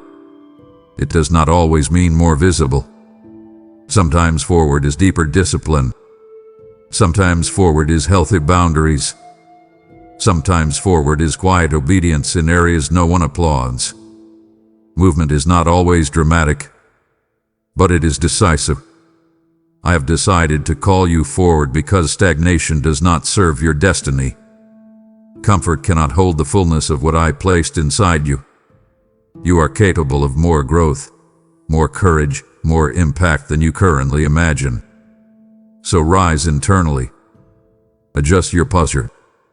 Say yes to the stretch. Say yes to the expansion. The next chapter requires movement, and you are ready to begin. My child, I want you to consider how often you question your own value. You may not say it out loud, but internally you sometimes wonder if you matter as much as others seem to. You compare your influence, your achievements, your visibility. You measure yourself by external markers. When those markers appear modest, you assume your worth is modest too. That assumption is inaccurate. I have decided that you are worth investing in. That decision is not based on performance. It is rooted in identity. Look at your life honestly. Despite your doubts, you are still here. You are still learning. You are still growing. You are still reaching for better. That persistence alone reveals something significant. I have invested time, correction, protection, and grace into your journey. I have redirected you when necessary. I have sustained you when you were exhausted. I have preserved you when circumstances could have crushed you. That level of attention is not random. It reflects value. You sometimes underestimate the investment I have made in you because it unfolded quietly. There were nights when despair could have overtaken you completely, but something held you steady. There were moments when poor decisions could have spiraled further, but restraint entered unexpectedly. There were paths you nearly took that would have complicated your life significantly, yet you turned at the right moment. That is not coincidence. That is care. That is involvement. That is intentional guidance. When someone invests in something, they do so because they see potential. They believe growth is possible. They recognize value worth nurturing. I have done that with you. I do not invest in what I intend to abandon. I cultivate what I intend to use. Your life is not an afterthought. It is intentional. You may not see the full picture yet, but I do. And I want you to respond differently to your own insecurities. When a thought arises that says you are insignificant, challenge it. When you minimize your contribution, reconsider it. You may not influence thousands, but you influence someone. You may not lead publicly, but you lead in private spaces. Impact is not always loud. It is often subtle and steady. Stop dismissing your growth because it does not resemble someone else's. Stop devaluing your journey because it included detours. Those detours form discernment. Those delays form patience. Those wins formed empathy. You carry qualities that were forged through experience. That depth is valuable. There is also something I need you to recognize. The investment is ongoing. I am not finished shaping you. I am not done strengthening you. I am not withdrawing support. Continue to engage with me. Continue to invite correction. Continue to pursue growth. That cooperation maximizes the investment. Stand up internally and accept that you matter. Let that truth settle without argument. You are not an oversight. You are not expendable. You are not replaceable in the specific role you carry. I have decided that you are worth investing in, and I do not make careless investments. My child, you are often harder on yourself than I am. You notice every inconsistency. You replay every misstep. You measure your growth in weeks while I measure it in seasons. You want transformation to happen fast, clean, complete. You expect yourself to outgrow old habits instantly. And when you find yourself struggling in an area you thought you had conquered, frustration rises quickly. I see that frustration. I see the way you sigh at yourself. I see the quiet disappointment you carry when you fall short of your own expectations. Let me speak clearly into that space. I have decided to be patient with your becoming. You are not a finished product. You are not a fixed frame. You are forming. Becoming is not a straight line. It curves. It stretches. It sometimes feels like progress followed by pause. You interpret pauses as regression. I interpret them as integration. Growth must settle into you before it stabilizes. When you revisit a weakness you thought was gone, that does not mean you are back at the beginning. It means the lesson is deepening. There is a difference between repeating a mistake unconsciously and confronting it consciously. You are more aware now than you used to be. That awareness is progress, even if the behavior has not completely vanished yet. You live in a world that celebrates instant results. Avoided change, overnight success, rapid reinvention. But depth does not form overnight. Character is cultivated through repetition, reflection, refinement. You want to skip the repetition. You want to arrive at maturity without enduring the process. I understand that desire, but I am not rushing you through growth. I am rooting you in it. Roots take time. They form beneath the surface before fruit appears above it. You may not see visible transformation every week, but I see steady shifts inside you. I see how you pause before reacting. I see how you reconsider words before speaking. I see how you return to me faster after drifting. Those small movements matter. Now listen carefully and respond intentionally. Stop labeling yourself as a failure because you are still in process. Stop speaking about yourself as if your struggles cancel your progress. Instead, say, I am becoming. Let that phrase reshape your mindset. You are not stagnant. You are not static. You are evolving.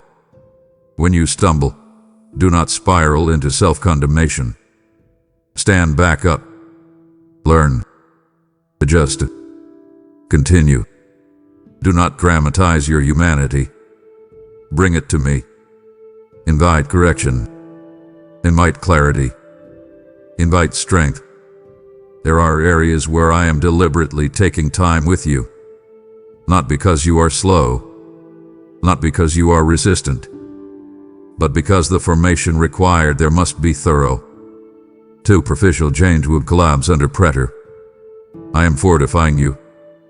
I am layering wisdom into you. I am deepening your discernment. You may not celebrate that work because it is quiet, but it is significant. Here is something else you need to understand. I do not grow weary of walking with you. I am not exhausted by your learning curve. I am not disappointed that you are still becoming. I am invested in your journey. I see the full arc of your life. I know what you will look like in seasons you have not yet entered. And I am patient because I am confident in the outcome. So extend to yourself the patience I extend to you. Give yourself room to grow. Give yourself permission to learn. Do not rush your own transformation out of fear that time is running out. You are not late. You are forming. I have decided to be patient with your becoming, and you can rest in that. My child, the world around you is loud. Opinions compete. News unsettles. Responsibilities multiply. Expectations rise and fall. It is easy for your inner world to mirror that chaos. You have felt it. Your thoughts race. Your heart feels tight.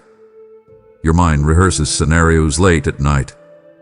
Even when nothing immediate is wrong, you carry a subtle undercurrent of tension. I have watched you try to manage it through control, through planning, through overthinking.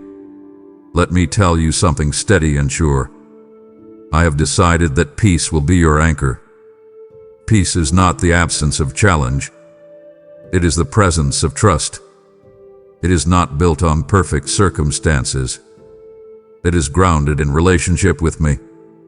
You have chased solutions when what you needed was stillness. You have sought clarity through analysis when what you needed was surrender. That does not make you weak. It makes you human. But now I am inviting you into something deeper.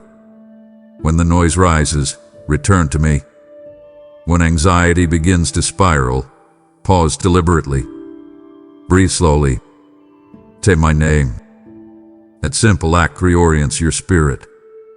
Peace is not passive. It requires practice.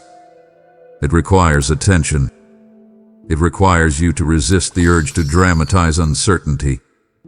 When your mind runs ahead into imagined futures, bring it back gently. Ask yourself what is true right now. Often, the present moment is more stable than the story your thoughts are constructing. Do not let exaggerated fears dominate your internal landscape.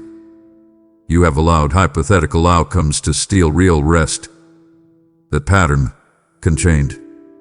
I want you to build habits that protect your peace. Guard what enters your mind. Be selective about the voices you amplify. Not every opinion deserves your attention. Not every headline deserves your emotional investment. Stay informed, but do not immerse yourself in fear. Peace grows where trust is nurtured. Trust grows where presence is prioritized. Spend time with me intentionally, not as obligation, but as alignment.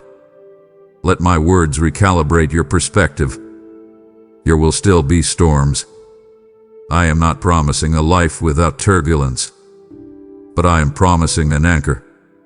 When waves rise, you do not have to drift aimlessly.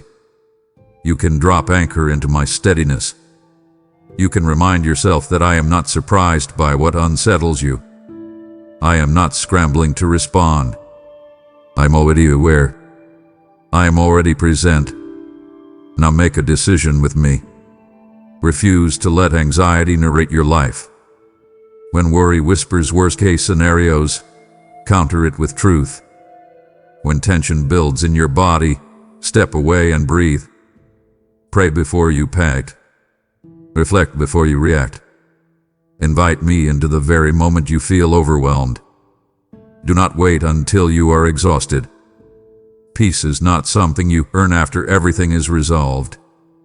It is something you choose while circumstances are still unfolding. I have decided that peace will be your anchor, but you must choose to drop it. You must choose to trust it. You must choose to return to me repeatedly. Stand steady. Slow your thoughts. Loosen your grip on outcomes you cannot control. I am with you in this moment. I am with you in the next. Let that awareness calm you. Let it ground you. Let it carry you. My child, after everything I have spoken into your heart, I need you to settle into this final truth. I have made a decision about you, and I am not revisiting it. I am not reconsidering you on difficult days. I am not reassessing your worth when you struggle. I am not drafting alternate plans because you are still growing. My decision about you is final. You are mine. You are love. You are being led. Let that sink in slowly.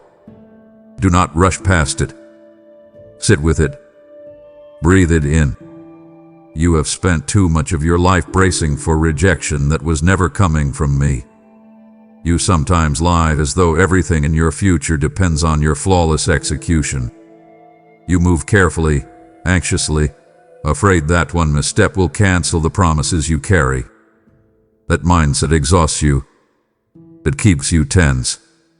It makes you analyze every outcome as if you are one moment away from losing everything. I am not that unstable. I am not that fragile. I am not waiting for a reason to withdraw from you. When I decided about you, I did so with complete awareness of who you would be at every stage. I knew your doubts. I knew your detours. I knew your delays. And still, I chose you fully. My commitment is not seasonal. It is not experimental. It is settled. There will be voices that try to contradict this. Circumstances will sometimes whisper that you are forgotten. Failure will attempt to argue that you are disqualified. Delay will try to convince you that you were overlooked. Do not agree with those voices. Challenge them. Replace them with truth. When insecurity rises, answer it directly. Say, my Father has already decided about me. Speak that out loud if you need to. Let it interrupt the spiral of doubt. You do not have to defend yourself constantly. You do not have to prove your value repeatedly. You are not on trial. You are in relationship. I want you to understand something deeply personal. When I look at you, I do not see potential that might expire. I see destiny unfolding. I see growth already achieved. I see resilience that survived storms. I see compassion shaped through pain. I see wisdom forming through experience. You may focus on what remains unfinished. I see how far you have come. I see the quiet victories you overlook. I see the internal battles you fought when no one applauded you. Those moments matter to me. They are evidence of your becoming. Now here is your invitation. Stop negotiating your identity. Stop asking if you still belong. Stop shrinking in spaces where I have called you to stand. Receive what I have spoken. Accept that my decision stands regardless of your emotions. You may feel strong one day and uncertain the next. My commitment does not fluctuate with your feelings. Anchor yourself there. When anxiety whispers that you are not enough, return to this truth. When shame tries to reopen old wounds, return to this truth. When fear questions your future, return to this truth. You are not an accident moving through random events. You are not an afterthought navigating chaos alone. You are intentionally loved, intentionally guided, intentionally formed. Nothing you face will surprise me. Nothing you experience will make me reconsider you. Even when correction is needed, it comes from love, not rejection. Even when growth feels uncomfortable, it is guided by purpose, not frustration. So lift your head. Walk with confidence rooted in relationship, not performance. Release the need to constantly evaluate whether you still qualify. You do. That question has already been answered. My decision about you is not pending. It is permanent. My hand is not hovering uncertainly over your life. It is resting steadily upon it. Come closer now. Let your heart settle. Let the striving quiet down. Let the insecurity lose its grip. You do not have to fight for a place you already have. You do not have to earn what was given freely. I have made a decision about you, and I am not changing it. My decision about you is final, and now I ask you to make a decision with me. Decide to be a vessel. Decide to be a river, not a reservoir. When you release a super thanks, join as a member, or give through the PayPal link in the description, you are declaring that my word must continue to move across the earth. I said that those who sow in faith will reap in joy, and I am watching over that promise even now. Your generosity becomes seed that multiplies, light that spreads, manna that feeds thousands you may never meet. This is a divine appointment, not a casual moment. As you stand with this mission, I stand over your provision, your household, and your future. Act now. So now. Partner with me now, and watch how my final decision about you unfolds in power. Before you leave this moment, I want you to seal it with your own words. Do not scroll past what I have spoken over you. Type this in the comments as a declaration of faith. God has made his decision about me, and it is final. Let that sentence be bold, firm, unshaken. When you write it, you are not performing for people, you are aligning your heart with truth.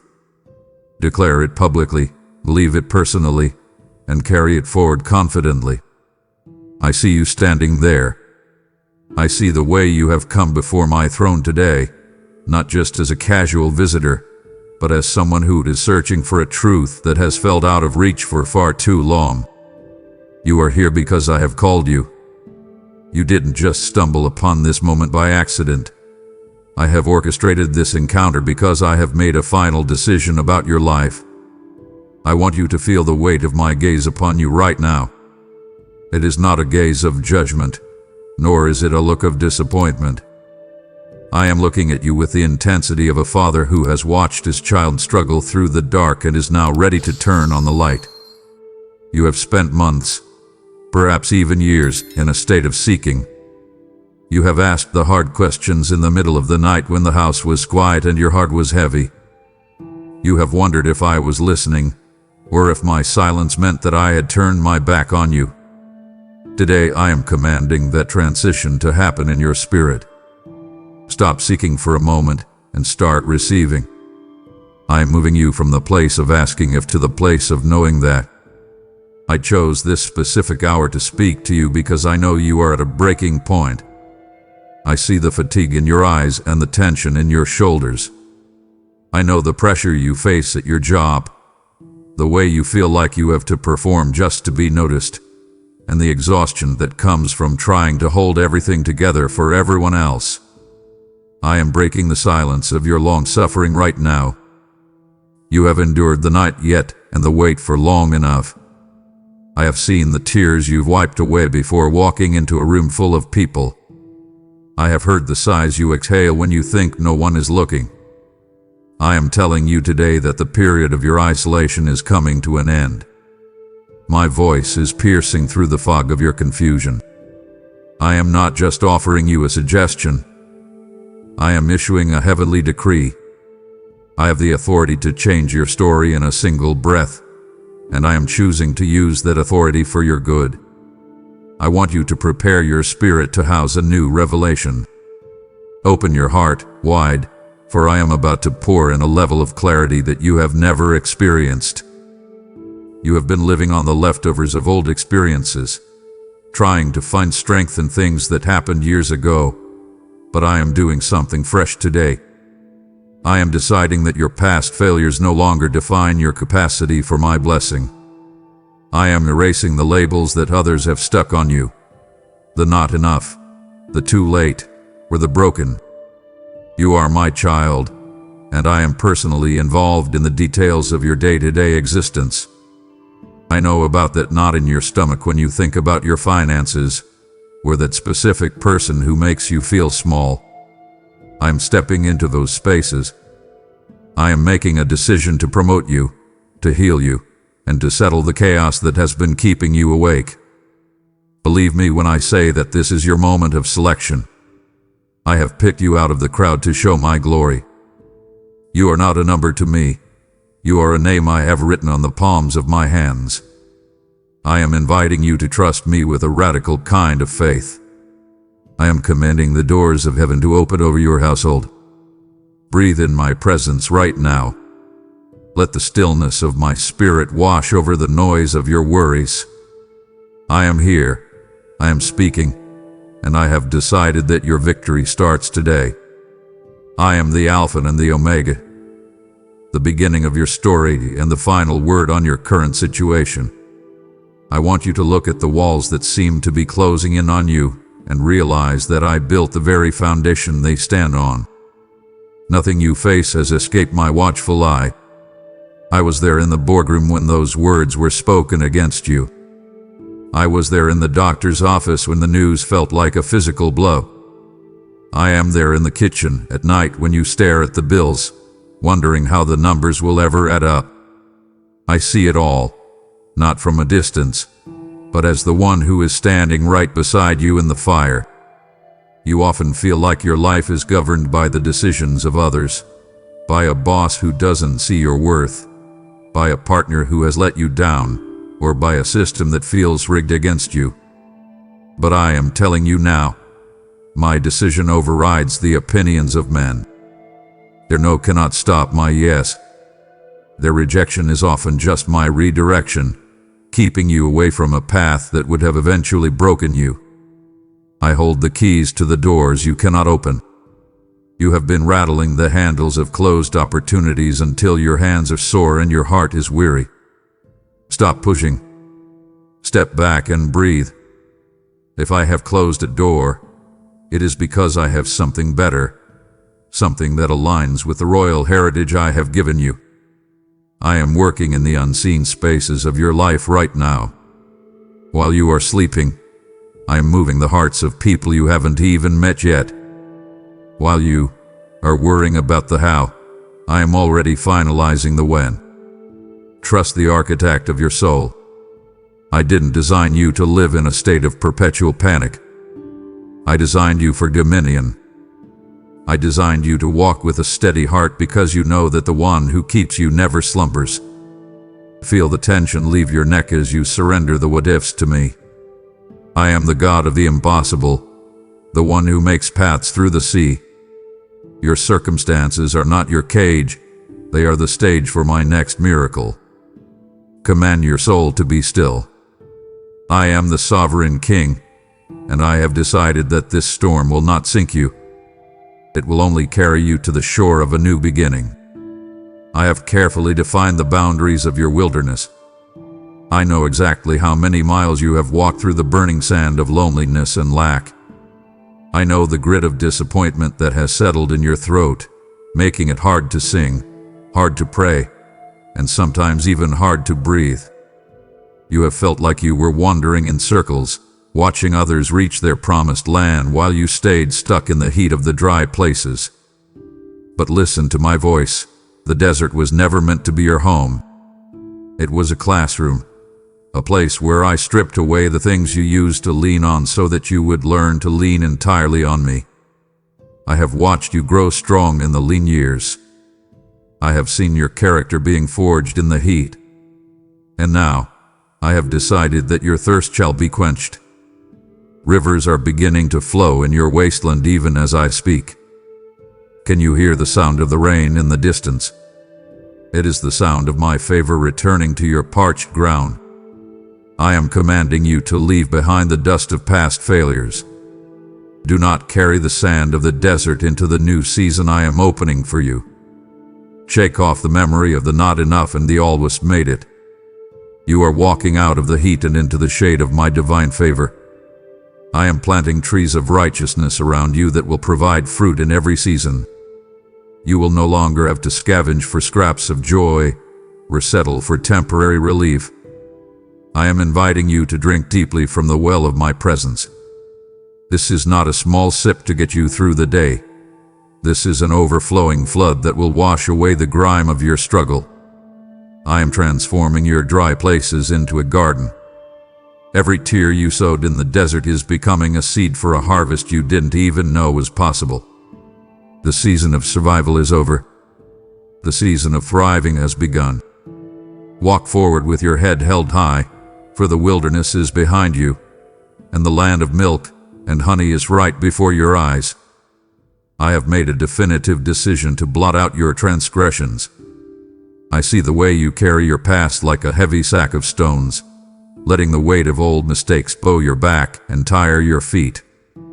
You wake up and immediately remember what you did 5 years ago, or what you failed to do last month. You replay the scenes of your shame like a movie that never ends. But I am the author, and I have rewritten the script. I am removing the heavy yoke of shame from your neck right now. When I look at you, I no longer see the version of you that failed. I do not see the you that gave in to temptation, or the you that walked away when things got hard. I see the version of you that is washed clean by my grace. I see my reflection in your eyes. Why do you keep visiting a graveyard of memories that I have already buried? I am healing the scars left by those who hurt you, the ones who told you that you were worthless or that you would never change. Your words are lies, and my word is the only truth that matters. I am granting you the courage today to finally forgive yourself. It is an act of pride to keep judging yourself for something I have already forgiven. Release the gavel. Step down from the judge's seat and let my love cover you. I am healing the hidden wounds, the ones you don't talk about, the ones that make you pull away when people get too close. I am inviting you to step into the light of a clean slate. Imagine the morning sun burning off the thickest fog. That is what my presence is doing to your past right now. I am giving you a fresh start, a brand new beginning where the mistakes of yesterday have no power to haunt your tomorrow. Breathe out the guilt. Breathe in my peace. You are not a prisoner of your history. You are a pioneer of your future. I have decided that you are worthy, you are clean, and you are mine. I want you to discard the labels the world has placed on you. For too long, you have answered to names that I never gave you. You have allowed people to call you divorced, unemployed, addict, or failure. You have even labeled yourself as anxious, unlovable, or stuck. Those are not your names. Those are just descriptions of things you have passed through. Today, I am revealing how I define you in the halls of heaven. In my presence, you are known as redeemed. You are known as mighty warrior. You are known as my beloved. I have conferred a royal heritage upon you that no person on earth can take away. You are a child of the Most High God, an heir to a kingdom that cannot be shaken. I call you chosen rather than forsaken. When the world looked past you, I looked directly at you. When others walked away, I stepped closer. I am strengthening your inward man with my spirit right now. I am building up the parts of you that have been torn down by years of insecurity. I am placing a new song in your mouth and a new fire in your heart. I want you to start walking with the posture of a kingdom heir. Lift your chin. Straighten your back. You are not a beggar pleading for crumbs. You are a son, a daughter, sitting at the Father's table. I am commanding the spirit of rejection to leave your life. You belong to me. I am the one who formed you in the womb, and I knew exactly what I was doing when I made you. You are not a mistake of nature. You are a masterpiece of grace. I am inviting you to see yourself through my eyes. See the beauty I have placed in you. See the strength that is rising from your scars. I have decided that from this day forward, you will no longer live in the shadow of who you used to be. You will walk in the light of who I created you to be. Your new identity is secure, and my love is your eternal home.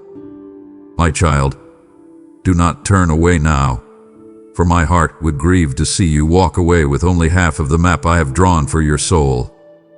We are standing at the very threshold of your breakthrough, and it would deeply disappoint me if you chose the noise of the world over the completion of this sacred conversation. Stay with me just a little longer. Your soul cannot afford to miss the specific decrees I am about to release over your future. I am issuing a divine decree against the accuser of the brethren today. I see the way the enemy whispers to you in the dark, telling you that your best days are behind you or that the disaster you fear is just around the corner. I see the mental battles you fight when you are trying to sleep, the intrusive thoughts that tell you that you are a fraud or that my promises won't work for you. Listen to me. I have set a hedge of protection around your mind. I am the wall of fire around your life, and the enemy cannot cross the line I have drawn. No weapon formed against this decision I have made for you shall prosper. Every tongue that rises against you in judgment, I will show to be wrong. I am silencing the whispers of doubt and fear right now. I am commanding the noise of the adversary to be still in the presence of my word. You do not have to fight this battle in your own strength. I am providing you with the shield of faith for your journey. When the fiery darts of worry come flying at your heart, my shield will extinguish them before they can even touch you. Victory is not a wish or a hope for you anymore. Victory is my established word over your life. I have already defeated the darkness. The same power that raised Jesus from the dead is living inside of your physical body right now. I am inviting you to stand firm. Do not shrink back when the enemy roars.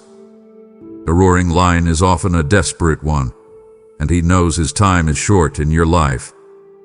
I am commanding you to take back the territory of your peace. Reclaim your joy. Reclaim your confidence. I am your rear guard and your scout. I go before you to level the path, and I stay behind you to protect your back. You are safe. You are secure. You are more than a conqueror through my love. Believe my declaration. The battle is mine, and the triumph is yours. I have made a final decision to pay you back for every single thing the locusts have eaten in your life. I have watched the years slip through your fingers while you waited for a breakthrough that never seemed to come. I know the pain of looking at the calendar and feeling like you are behind, like your youth has faded, or like your opportunities have dried up. You look at others who started after you but have gone further, and you feel that stinging sense of regret. But I am the Lord of time, and I am telling you today, do not count the years you think you've lost. I am the God who can compress a decade of progress into a single day of favor. I have decided to multiply your time and your effort. Where you used to toil for hours with nothing to show for it, you will now see results that defy logic. I am bringing beauty out of the ashes of your mourning. Every dream you thought had died in the fire of your trials is being resurrected right now. I am turning your deepest, most private sorrow into a public testimony of my goodness. I want you to prepare for an acceleration that will make your head spin. I am moving you out of the slow lane of struggle and into the fast lane of my divine blessing. You have been walking uphill for so long that you've forgotten what it feels like to have the wind at your back. Feel that wind now. It is my spirit, pushing you forward, making up for the ground you lost while you were busy surviving. I am recovering all that was stolen from your heart, your joy, your innocence, your passion, and your peace. If the enemy stole your confidence, I am giving it back twofold. If he stole your finances, I am opening windows of heaven that he cannot shut. Stop looking at the empty spaces in your past and start looking at the fullness of your future. I am not just a God who replaces, I am a God who restores. I am making you whole again, knitting together the fragments of your soul until you are stronger in the broken places than you were before they ever snapped. I am inviting you to let go of the what-ifs. Stop asking what your life would look like if that person hadn't left or if that business hadn't failed. I am the master artist, and I am using those very gaps to create a masterpiece of grace. I am commanding the seasons to align for your benefit. The harvest of your tears is no longer a distant hope, it is a present reality. Drink in this truth, nothing is ever truly wasted in my hands. I am taking the raw material of your pain and turning it into the gold of your purpose. You are not starting over. You are starting from a place of deep wisdom and divine backing. Walk out into the sun today and know that I am restoring your soul. I want you to hear me clearly. My plans for you are to prosper you and not to harm you. I know the word prosperity has been twisted by the world, but I want to show you what it looks like from my perspective. It is not just about the numbers in your bank account, though I care about your needs. It is about the wholeness of your life. It is about having enough to be a blessing to others. I have already set aside the provision you need for the next phase of your journey. You are worrying about where the money will come from for your rent, your children's education, or your retirement. I want you to look at the birds of the air. They do not sow or reap, yet I feed them. Are you not much more valuable to me than they are? I am teaching you today to lean on my infinite resources rather than your own limited strength. You have been trying to figure out the math of your life on a napkin, but I am the God who owns the cattle on 1,000 hills. I am breaking the spirit of lack and poverty that has haunted your family line for generations. I see the way you grew up, always feeling like there wasn't quite enough, always waiting for the other shoe to drop. I am removing that scarcity mindset from your heart right now. I am giving you the wisdom for daily stewardship that will turn your pennies into pounds and your efforts into an inheritance. Prosperity begins with a heart that is at rest in me. Contentment is the foundation for true wealth. When you stop chasing the wind and start seeking my face, you will find that the things you used to chase will start chasing you. I'm opening doors of favor in your career that you didn't even apply for.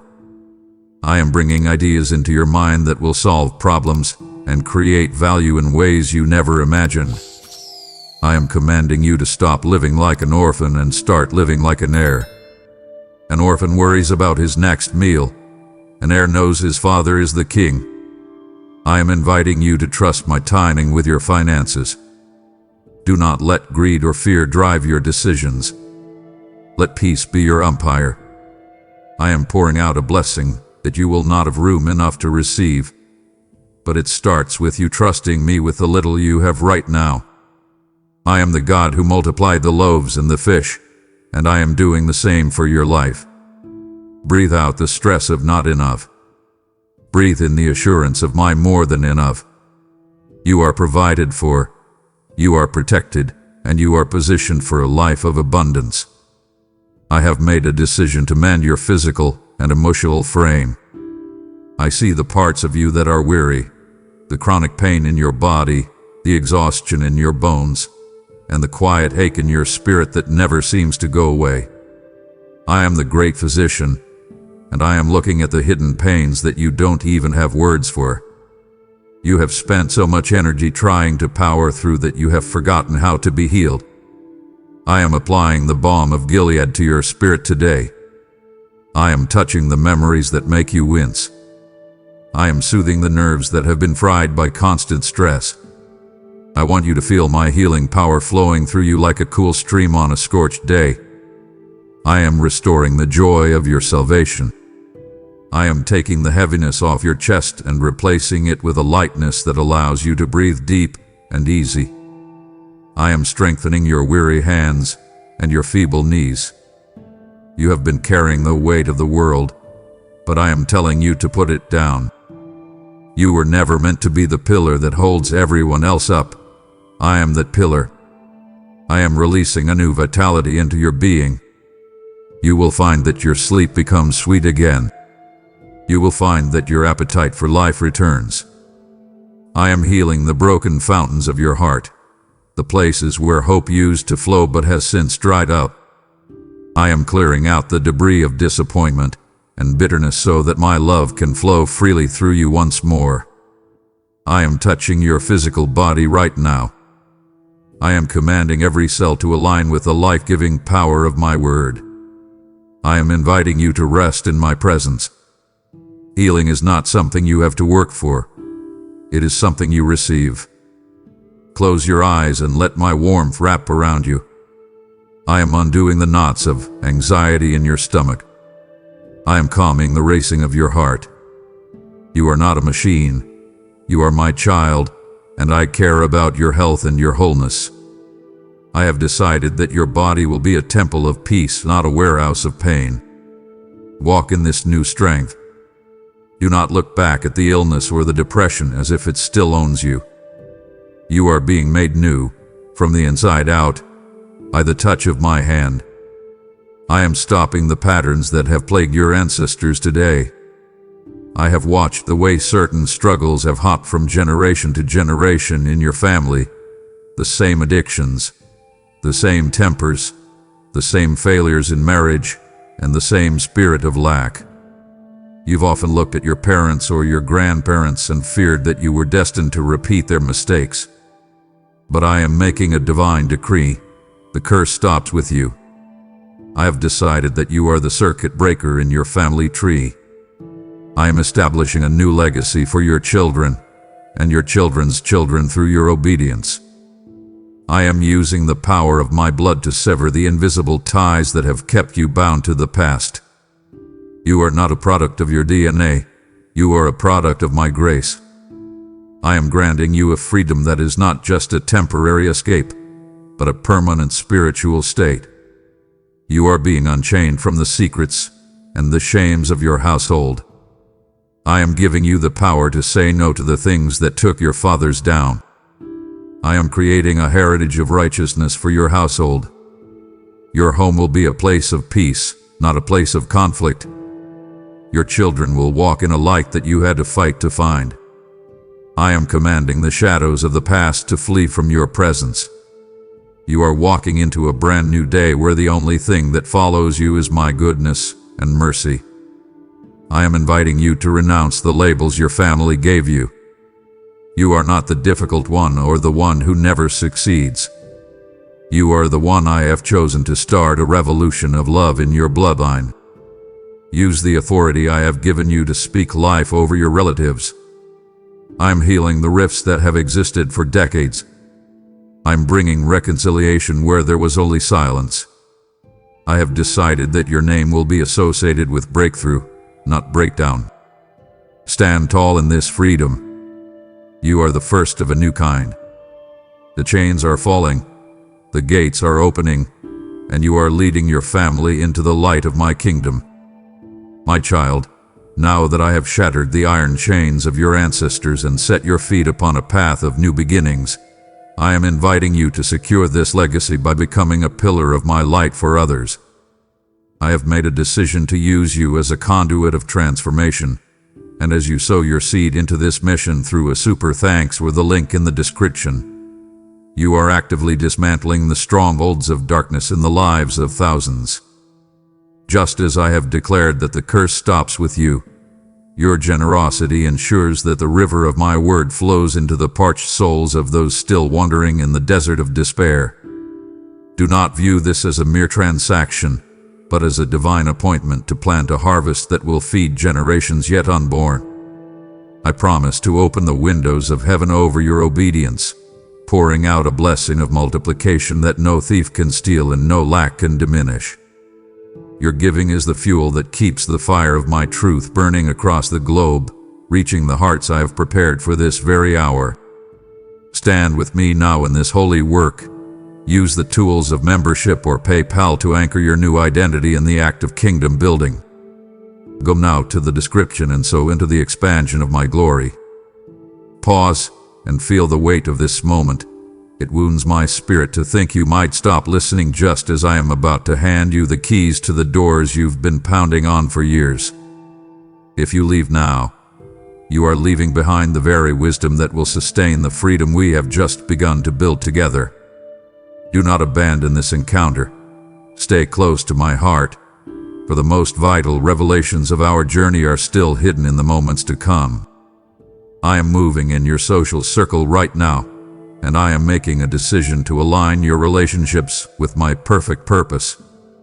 I see the people in your life who are draining your spirit, the ones who whisper doubt when I am speaking faith, and the ones who only love the version of you that stays small. I am removing those who hinder my purpose for you. Do not be grieved when certain doors close or when people you thought were friends begin to drift away.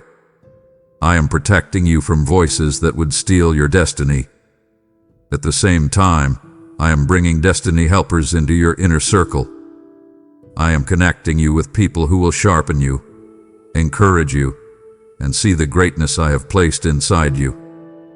These are the people who will pray for you when you are weak and celebrate you when you are strong. I am healing the rift in your family, and you're whole.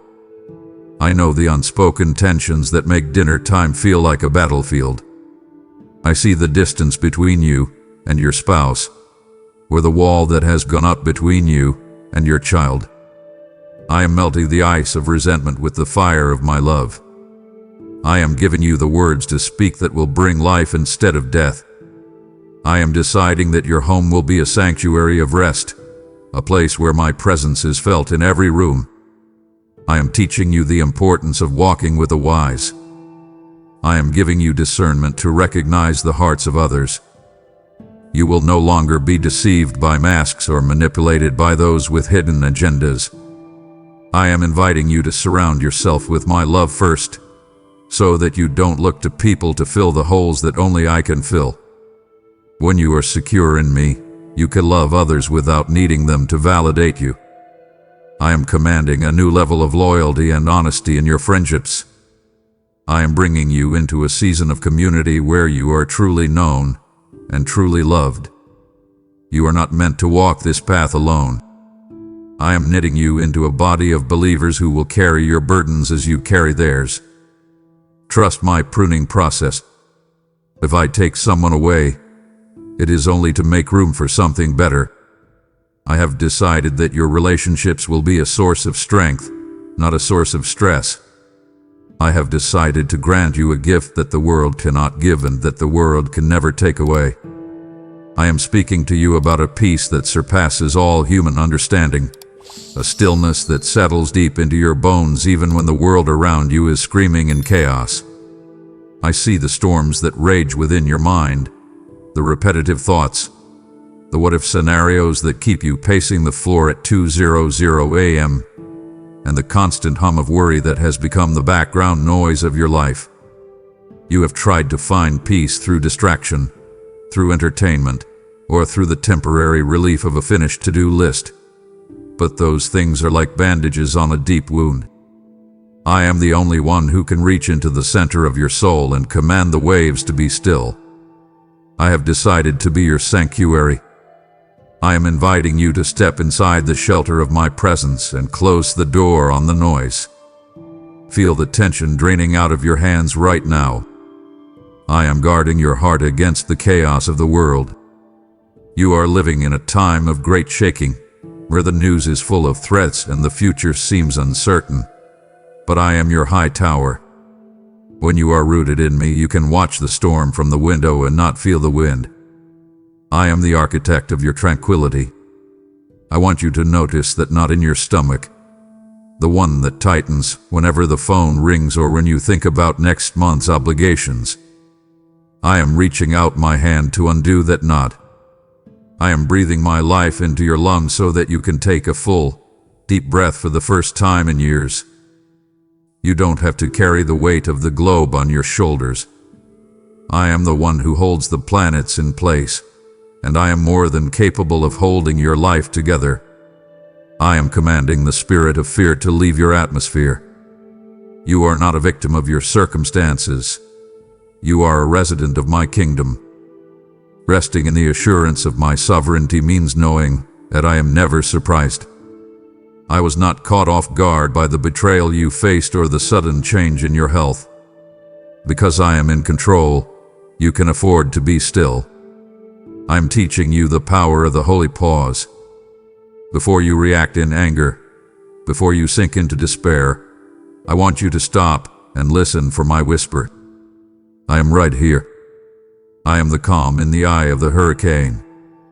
I have decided that your mind will no longer be a battlefield, but a garden of peace. Walk in this stillness. Let it be the shield that protects your heart from the arrows of the day. I have decided that it is time for you to serve in the capacity I designed for you before you were even born. I am unlocking the talents and the spiritual gifts that I placed in you at birth. Those deep-seated abilities that you have ignored or suppressed because someone told you they weren't valuable, or because you were too afraid to fail. I see the dreams you've tucked away in the back of your heart, the ones that make your spirit stir when you think about them. I am blowing the dust off those dreams today. The fire of the Holy Spirit is igniting your passion once again. You weren't made just to work, pay bills, and die. You were made to be a vessel for my glory. You were made to carry a specific light that only you can shine into the dark corners of this world. I am inviting you to step out of the shadows. I am commanding the spirit of comparison to fall away from you. You have spent too much time looking at what I gave others and wondering why you don't have the same. But I am telling you, what I placed inside of you is vital for my plan. I am giving you the power and the demonstration of my word. When you speak, people will feel the weight of truth. When you act, people will see the evidence of my love. I am using your voice to proclaim my truth in places where people are starving for hope. You might feel like you don't have enough training or that you aren't holy enough. But I don't call the qualified, I qualify the called. I am the one who gives you the words to say and the strength to stand. I have decided that your season of sitting on the sidelines is over. I am activating the gift of encouragement, the gift of healing, the gift of wisdom, and the gift of leadership within you. You will find yourself knowing things you haven't learned and speaking words that change the atmosphere of a room.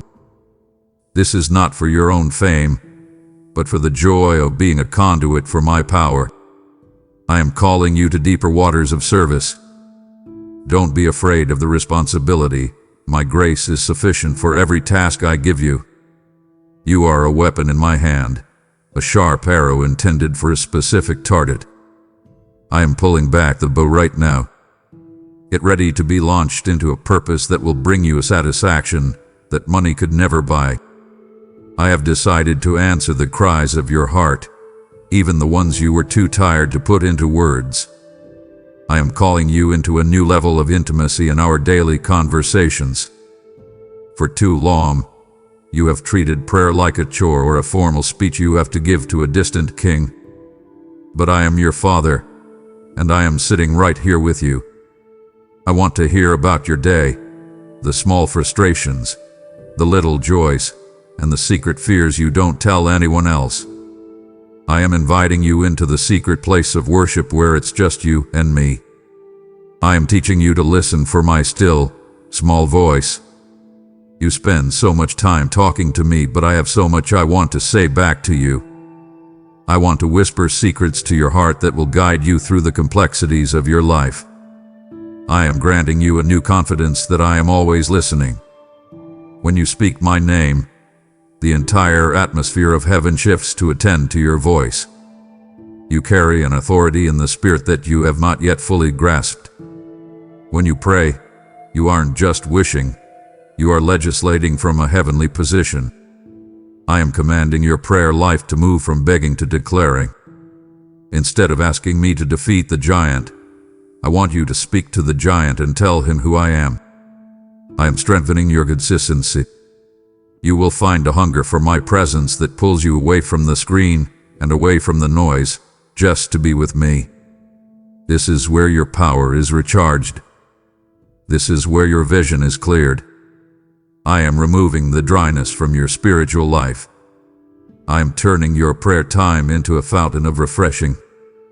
You will no longer feel like you are talking to a ceiling.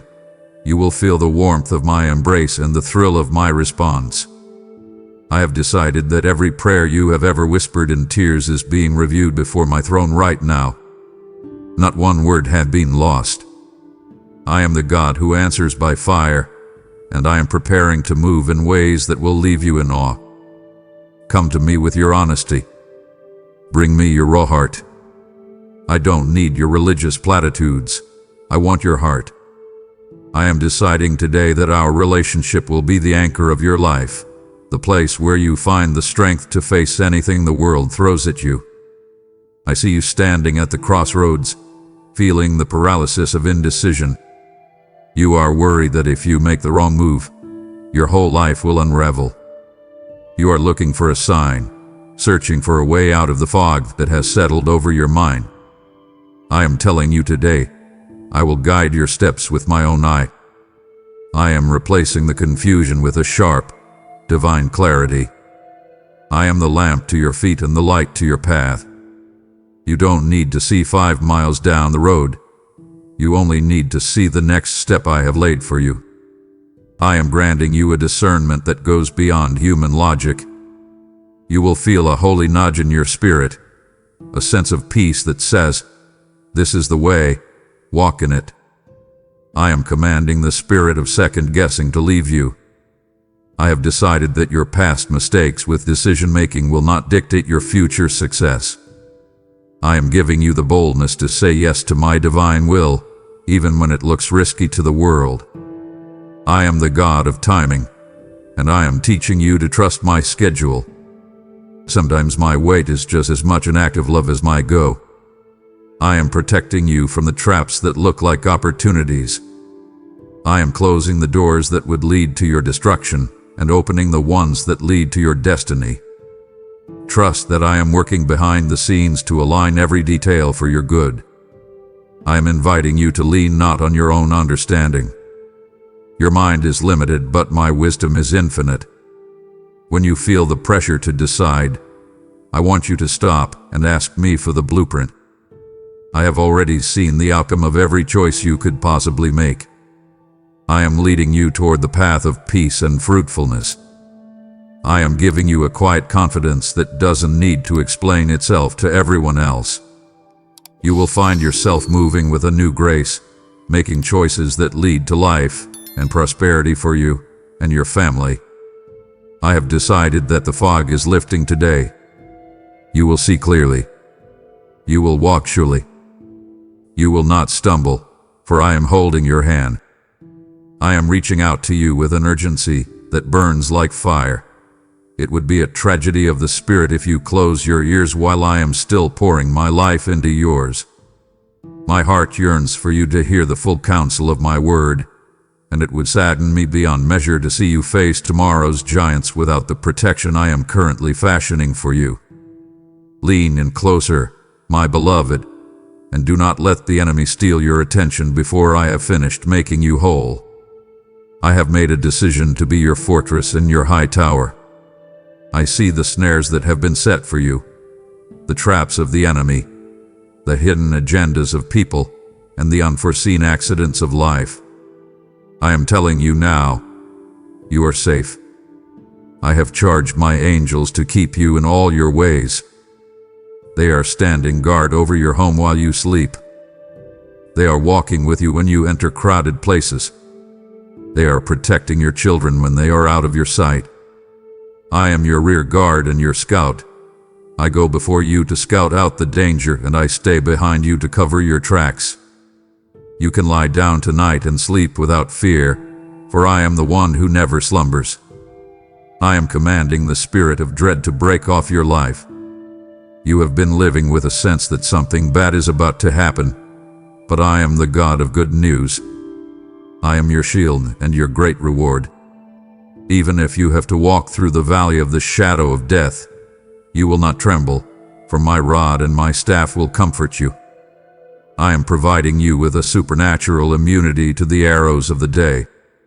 The gossip of others will not touch your reputation. The sickness that travels in the dark will not come near your dwelling. I am hiding you in the secret place of my presence, where the enemy cannot find you. I am inviting you to dwell in the shadow of the Almighty. This is a place of absolute security. You don't have to live in a state of high alert anymore. You can let your guard down because I have taken up the watch. I am the wall of fire around your household. I am the peace in your sanctuary. When the world is shaking, your foundation will remain firm. I have decided that no harm shall befall you, and no plague shall come near your tent. Walk with the boldness of someone who knows they are backed by the armies of heaven. You are not alone. You are not vulnerable, and you are not unprotected. I am your God, and I am your invincible defense. I have decided to set you on a hill, my child. You have spent enough time hiding in the shadows of your own insecurities, thinking that your voice doesn't matter or that your life is too small to make a difference. I am telling you today that I am increasing your influence. I am making your life a light to those who are stumbling in the darkness. You will find that when you speak, people stop to listen, not because of your own eloquence, but because of the weight of my spirit that I am resting upon you. I am granting you favor with God and favor with men. You will walk into rooms where you previously felt unwelcome, and you will find that the atmosphere shifts just because you are there. I am expanding the borders of your ministry and your work. Whether you are in a boardroom, a classroom, a hospital, or your own living room, I am giving you the authority to lead and to lift others up. I want you to understand the responsibility that comes with my blessing. I am not giving you influence so that you can build your own kingdom or feed your own ego. I am giving it to you so that you can lift up my name. I am positioning you to be a mouthpiece for truth in a world that is drowning in lies. Use your platform to defend the defenseless and to give hope to the hopeless. I am commanding the spirit of timidity to leave you right now. You were not made to blend into the background. You were made to stand out. I am giving you the courage to be different, to be bold, and to be a person of integrity in a culture of compromise. You will see doors opening in your career that were previously bolted shut. People in high positions will seek your advice because they see the wisdom I have placed within you. I am inviting you to step into this new level of visibility. Do not shrink back when the spotlight finds you. I have prepared you for this moment through the years of quiet preparation in the desert. You are ready to handle the weight of this influence because you have learned how to stay humble in my presence. I am your foundation, and as long as you stay rooted in me, the heights of your success will never make you stumble.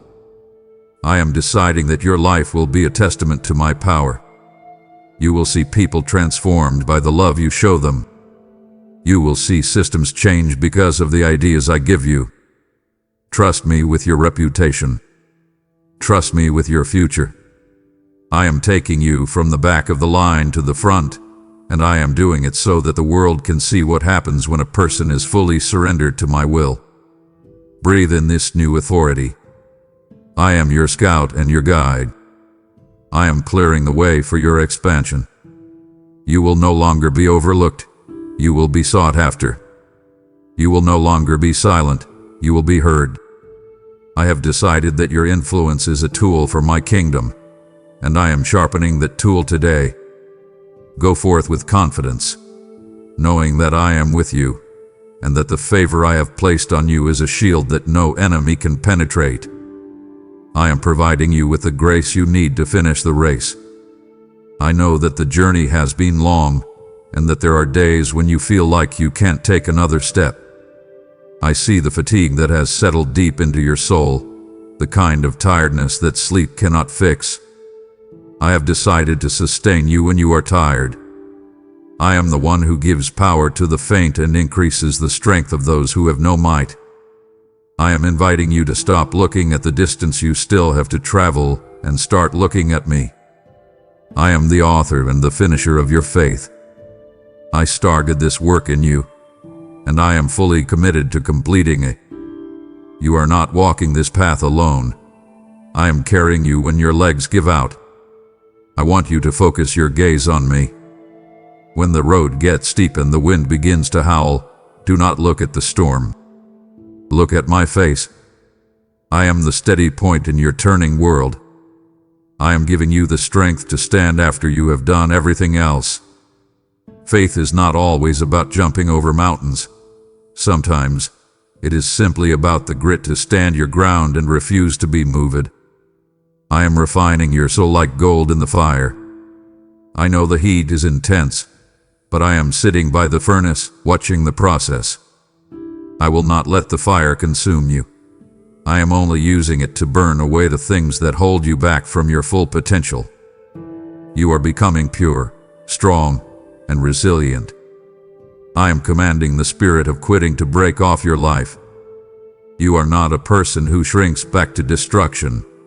You are a person of faith who perseveres to the saving of the soul. I am reminding you of the promise of a crown that does not fade. The struggles of this present time are not even worth comparing to the glory that I am going to reveal in you. I am giving you a long-distance perspective. You are not living for the temporary applause of people. You are living for the eternal well done from your Father. I am renewing your passion. I am rekindling the flame that the world tried to extinguish. Feel my hand on your shoulder. I am your support and your strength. I have decided that you will not fail. You will not stumble. You will not give up. I am placing a fresh anointing of endurance upon you right now. You will run and not grow weary. You will walk and not faint. This walk is a marathon, not a sprint, and I have timed your steps perfectly. Trust the process. Trust the pace. I am with you at every mile marker, and I am cheering you on toward the finish line. Your endurance is a testimony to my faithfulness, and I am proud of the way you have held on. I have decided to make your life like a well-watered garden.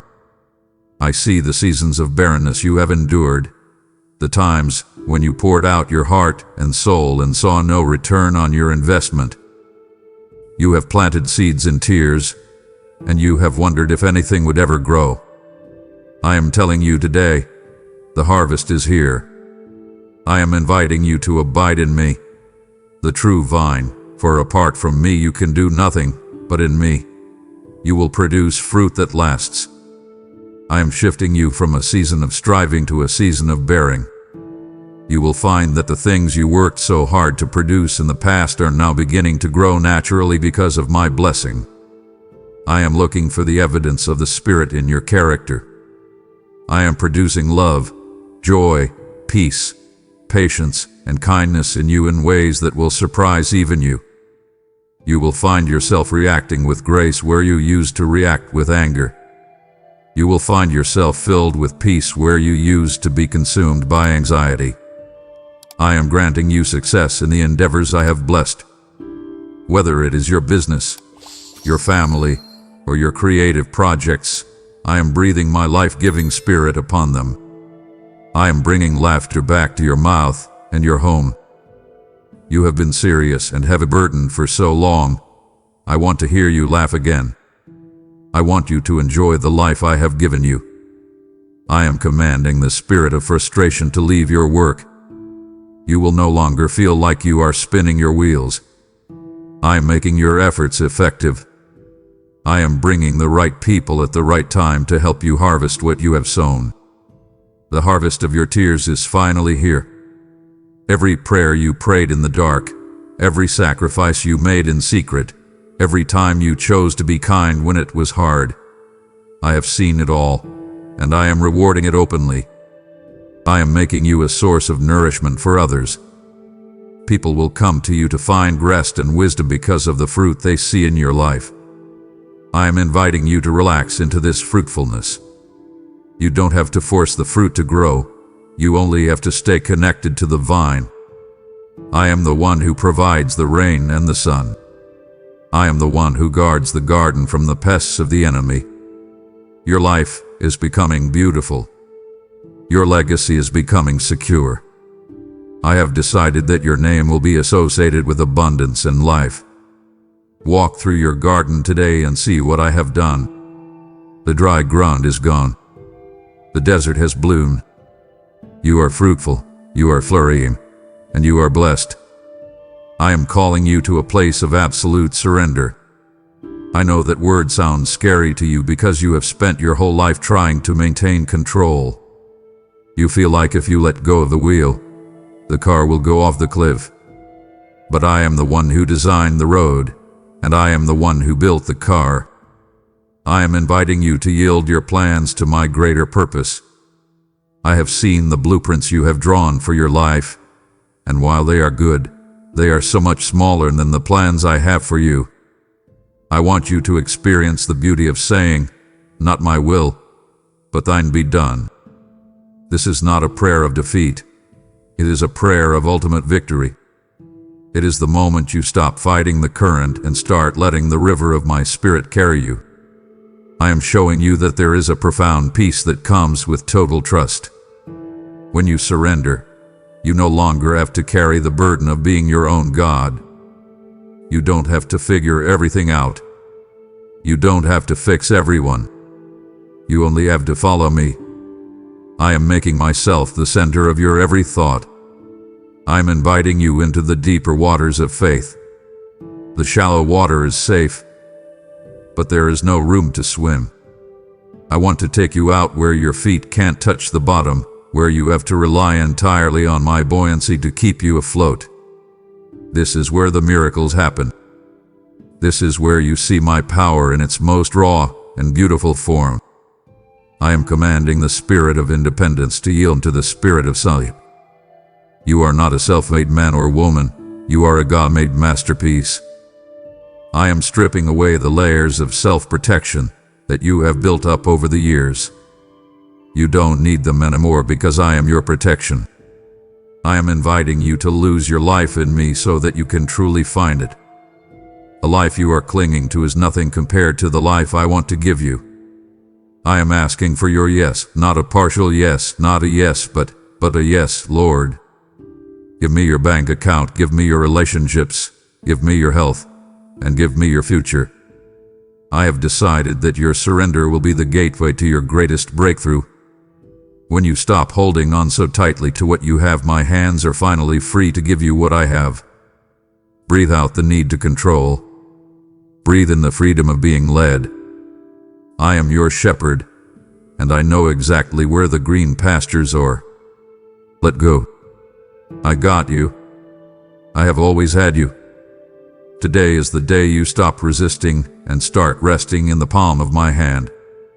Your surrender is not complete until you trust me with the very resources I have placed in your hands. For where your treasure is, there your heart will surely beat in rhythm with mine. I have decided that your life shall be a wellspring of abundance. But I am calling you now to release a portion of what you hold so that I may multiply it into a bread of life for the hungry world. When you support this mission through a donation or membership, you are not simply giving to a channel. You are laying an offering upon my altar that carries my whisper into the ears of the broken-hearted. I declare over you that as you pour out your oil, your jar shall never run dry, and the favor of the Almighty shall be the rear guard of your finances. This is the moment to prove your trust, to move from the shallow waters of safety into the deep ocean of my provision where miracles are born. Your support is the manna that sustains those who are currently lost in the wilderness, waiting for the same hope I have given you today. I see your heart, and I am ready to bless the work of your hands beyond your wildest imagination. Act now. Use the PayPal link or Super Thanks, and let your surrender become a seed of global salvation. We have traveled so far together, yet the climax of your transformation is pulsing in the very next breath we share. It would break my heart to see you surrender your plans to me, only to walk away before you witness the explosion of glory I have planned for your restoration. Your presence here is a testament to your love for me. Do not grieve my spirit by departing before I have placed the final seal of authority upon your life. I have decided to remind you who you truly are. You have walked with a slumped posture for too long, letting the enemy bully you and rob you of the peace I paid for. I see you retreating when you should be advancing. I see you staying silent when you should be speaking with the authority of a king. I am telling you today, take back the ground you gave away. Whether you gave it up through fear, through sin, or through sheer exhaustion, I am calling you to reclaim your territory. I am binding the things that have held you captive. Those chains of addiction, those cycles of depression, those walls of isolation. I am giving you the spiritual keys to unlock them all. You are not a victim, you are a victor. I am commanding you to speak life into the dead situations in your world. Your words have power because they are backed by my name. When you speak to the mountain, it must move. When you speak to the storm, it must cease. I am giving you the boldness of a lion. You will no longer tremble at the news or shake at the threats of people. You will walk with a holy confidence, knowing that the Spirit of the living God is residing within you. I am placing the seal of my Spirit upon your life as a sign of my ownership and my authority. The enemy recognizes that seal, and he knows he has no legal right to touch what belongs to me. I am inviting you to exercise your authority in your home, in your workplace, and in your secret thoughts. Stop letting the enemy suggest things to your mind that don't align with my word. Shut the door on his lies. I am giving you the garment of praise for the spirit of heaviness. I am putting the sword of the Spirit back in your hand. Use it. Do not let your weapons gather dust. I am teaching you how to fight from a place of victory, not for victory. The battle has already been won at the cross. You are simply enforcing the peace treaty. I have decided that your days of being pushed around are over. You are a child of the King, and it's time you started acting like it. I am strengthening your spiritual backbone. You will stand firm against the pressures of the world. You will lead your family with wisdom and power. You will be a source of strength for the weak. I am proud of the warrior you are becoming. Take a deep breath and feel the authority rising within you. You are mine. You are powerful, and you are authorized to change your world. I want you to take a deep breath and settle into the truth I am about to speak to your heart. Nothing, and I mean absolutely nothing, can ever separate you from my affection. I have seen you at your best, and I have seen you at your absolute worst, and my love for you has never wavered for a single second. You often feel like you have to earn my love, like you're on a performance review where every mistake subtracts from your value. But I am not a boss, and I am not a judge looking for a reason to condemn you. I am your father, and I have made a final decision to love you with an everlasting love. This isn't a temporary feeling based on your mood or your behavior. It is an eternal commitment I made before the stars were formed. I am the father who runs to meet the prodigal child while they are still a long way off. I don't wait for you to get your life together before I embrace you. I embrace you so that you have the strength to put your life back together. I want you to feel the warmth of my divine embrace right now. Think about the way you try to protect yourself, the walls you build to keep from getting hurt, the masks you wear to fit in, and the distance you keep so no one sees your flaws. I see right through all of it, and I am telling you that you are safe with me. Kindness is the tether that holds your soul to the shore when the storms of life try to pull you out to sea. My grace is deeper than your deepest sin, wider than your greatest failure, and higher than your highest mountain of pride. You cannot outrun my love, and you cannot exhaust my mercy. I have decided that your past is not a barrier between us. It is the bridge where we met. I am healing the rejection you felt from those who were supposed to love you but didn't know how. I am filling the empty spaces in your heart where you felt overlooked and unvalued. I am inviting you to rest in the certainty of my affection. Stop asking me if I'm still there. Stop wondering if I finally had enough of your mistakes. I am the God who stays. I am the constant in your shifting world. I am commanding the spirit of abandonment to leave your life. You will never be alone, for I have woven my spirit into yours. My love is not a reward for your perfections. It is a gift for your brokenness. I am the great physician who loves the patient more than the health. I am choosing you again today, not because you are perfect, but because you are mine. Let my love settle the unrest in your soul. Let it be the quiet music that plays in the back of your mind when the world gets loud. You are cherished, you are precious, and you are infinitely loved. I have decided to do a new thing in you, and I am calling you to prepare your heart for the unexpected. You have lived in a world of cause and effect for so long that you have forgotten that I am the God of the supernatural. You look at your problems and you calculate the solution based on your own resources, your own time, and your own energy. But I am inviting you to believe for what the world calls impossible. I am the God who turned water into wine and who multiplied the loaves and the fish. I haven't changed you. I am the same yesterday, today, and forever. I am preparing your heart right now to witness signs and wonders that will follow your obedience. You don't have to seek the miracle. You only have to seek me, and the miracles will follow you as you walk in my will. I am commanding the spirit of skepticism to fall away from your mind. You have been hurt by disappointment in the past, and you've built a defense mechanism of not expecting much so that you won't be let down. But I am telling you, your faith moves the mountains of your heart. When you start to expect my goodness, you start to see my hand moving in places you previously ignored.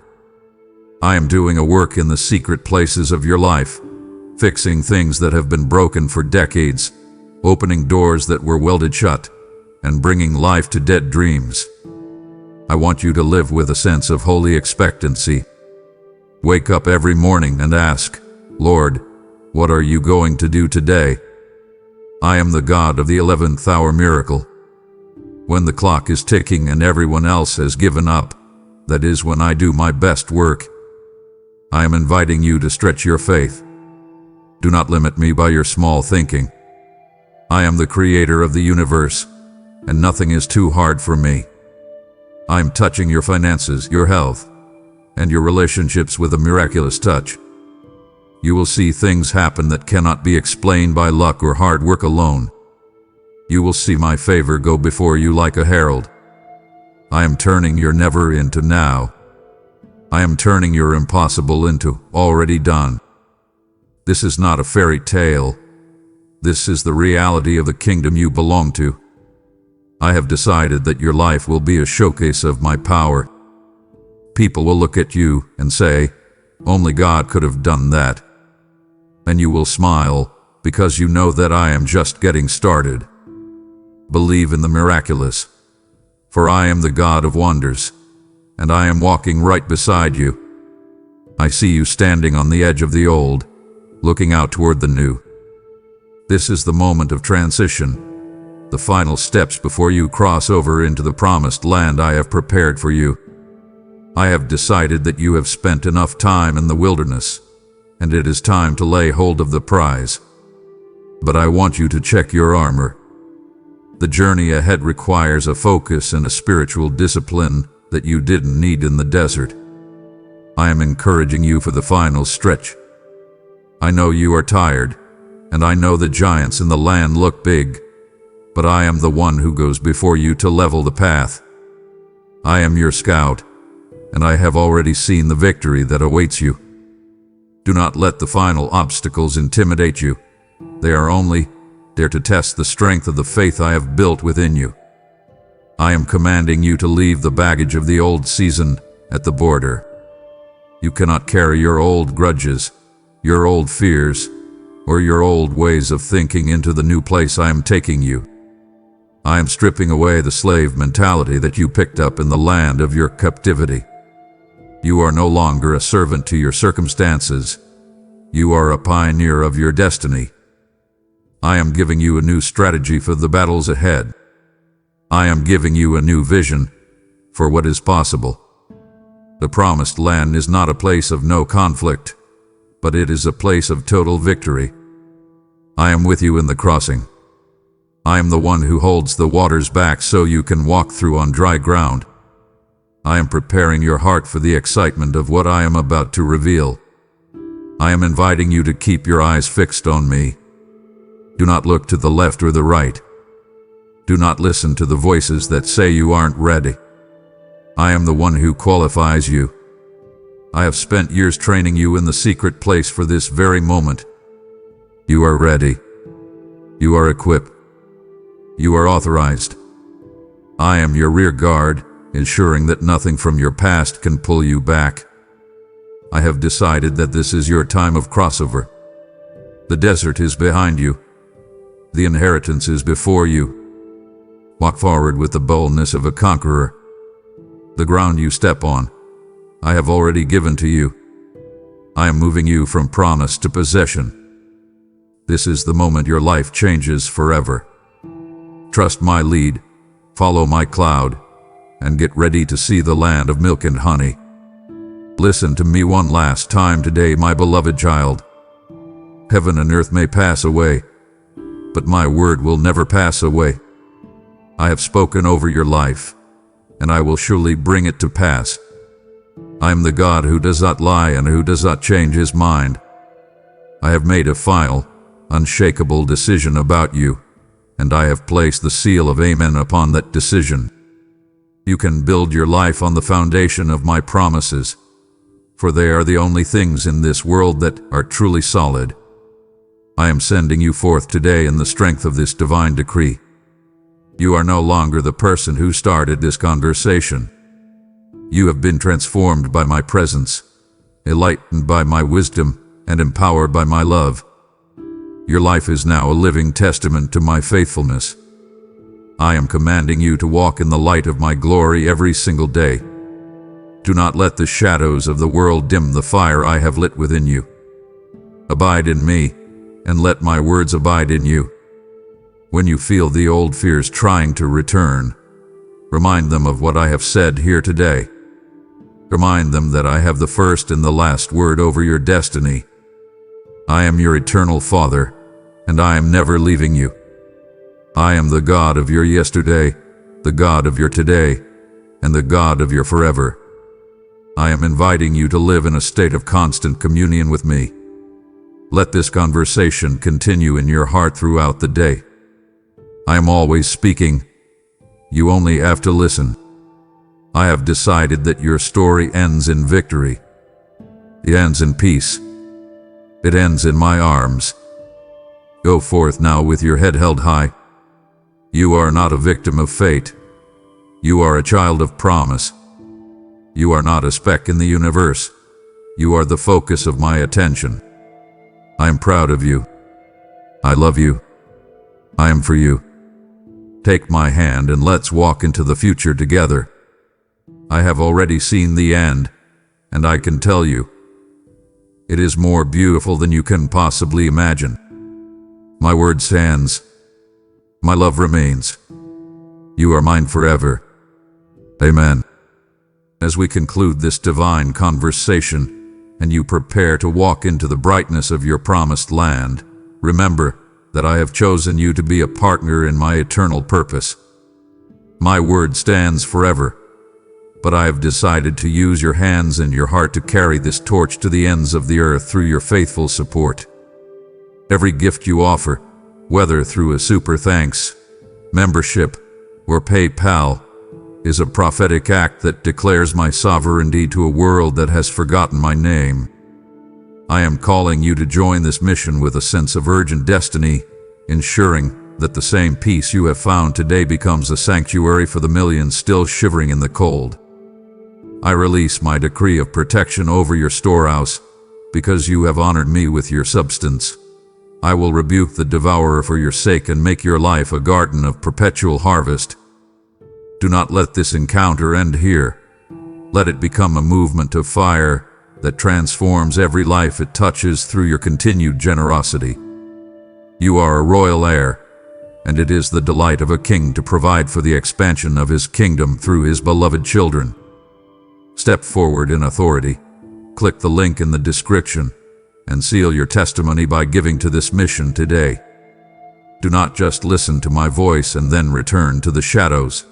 I am calling you to stamp this divine decree into the very fabric of your reality right now. I have made my decision, and I am waiting for you to ignite the flame of your faith by declaring it boldly before heaven and earth.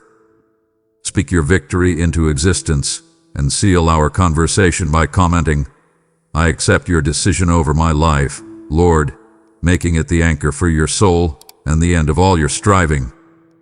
Let these words be the prophetic shout that shatters every remaining chain and signals to the enemy that your season of silence is officially over.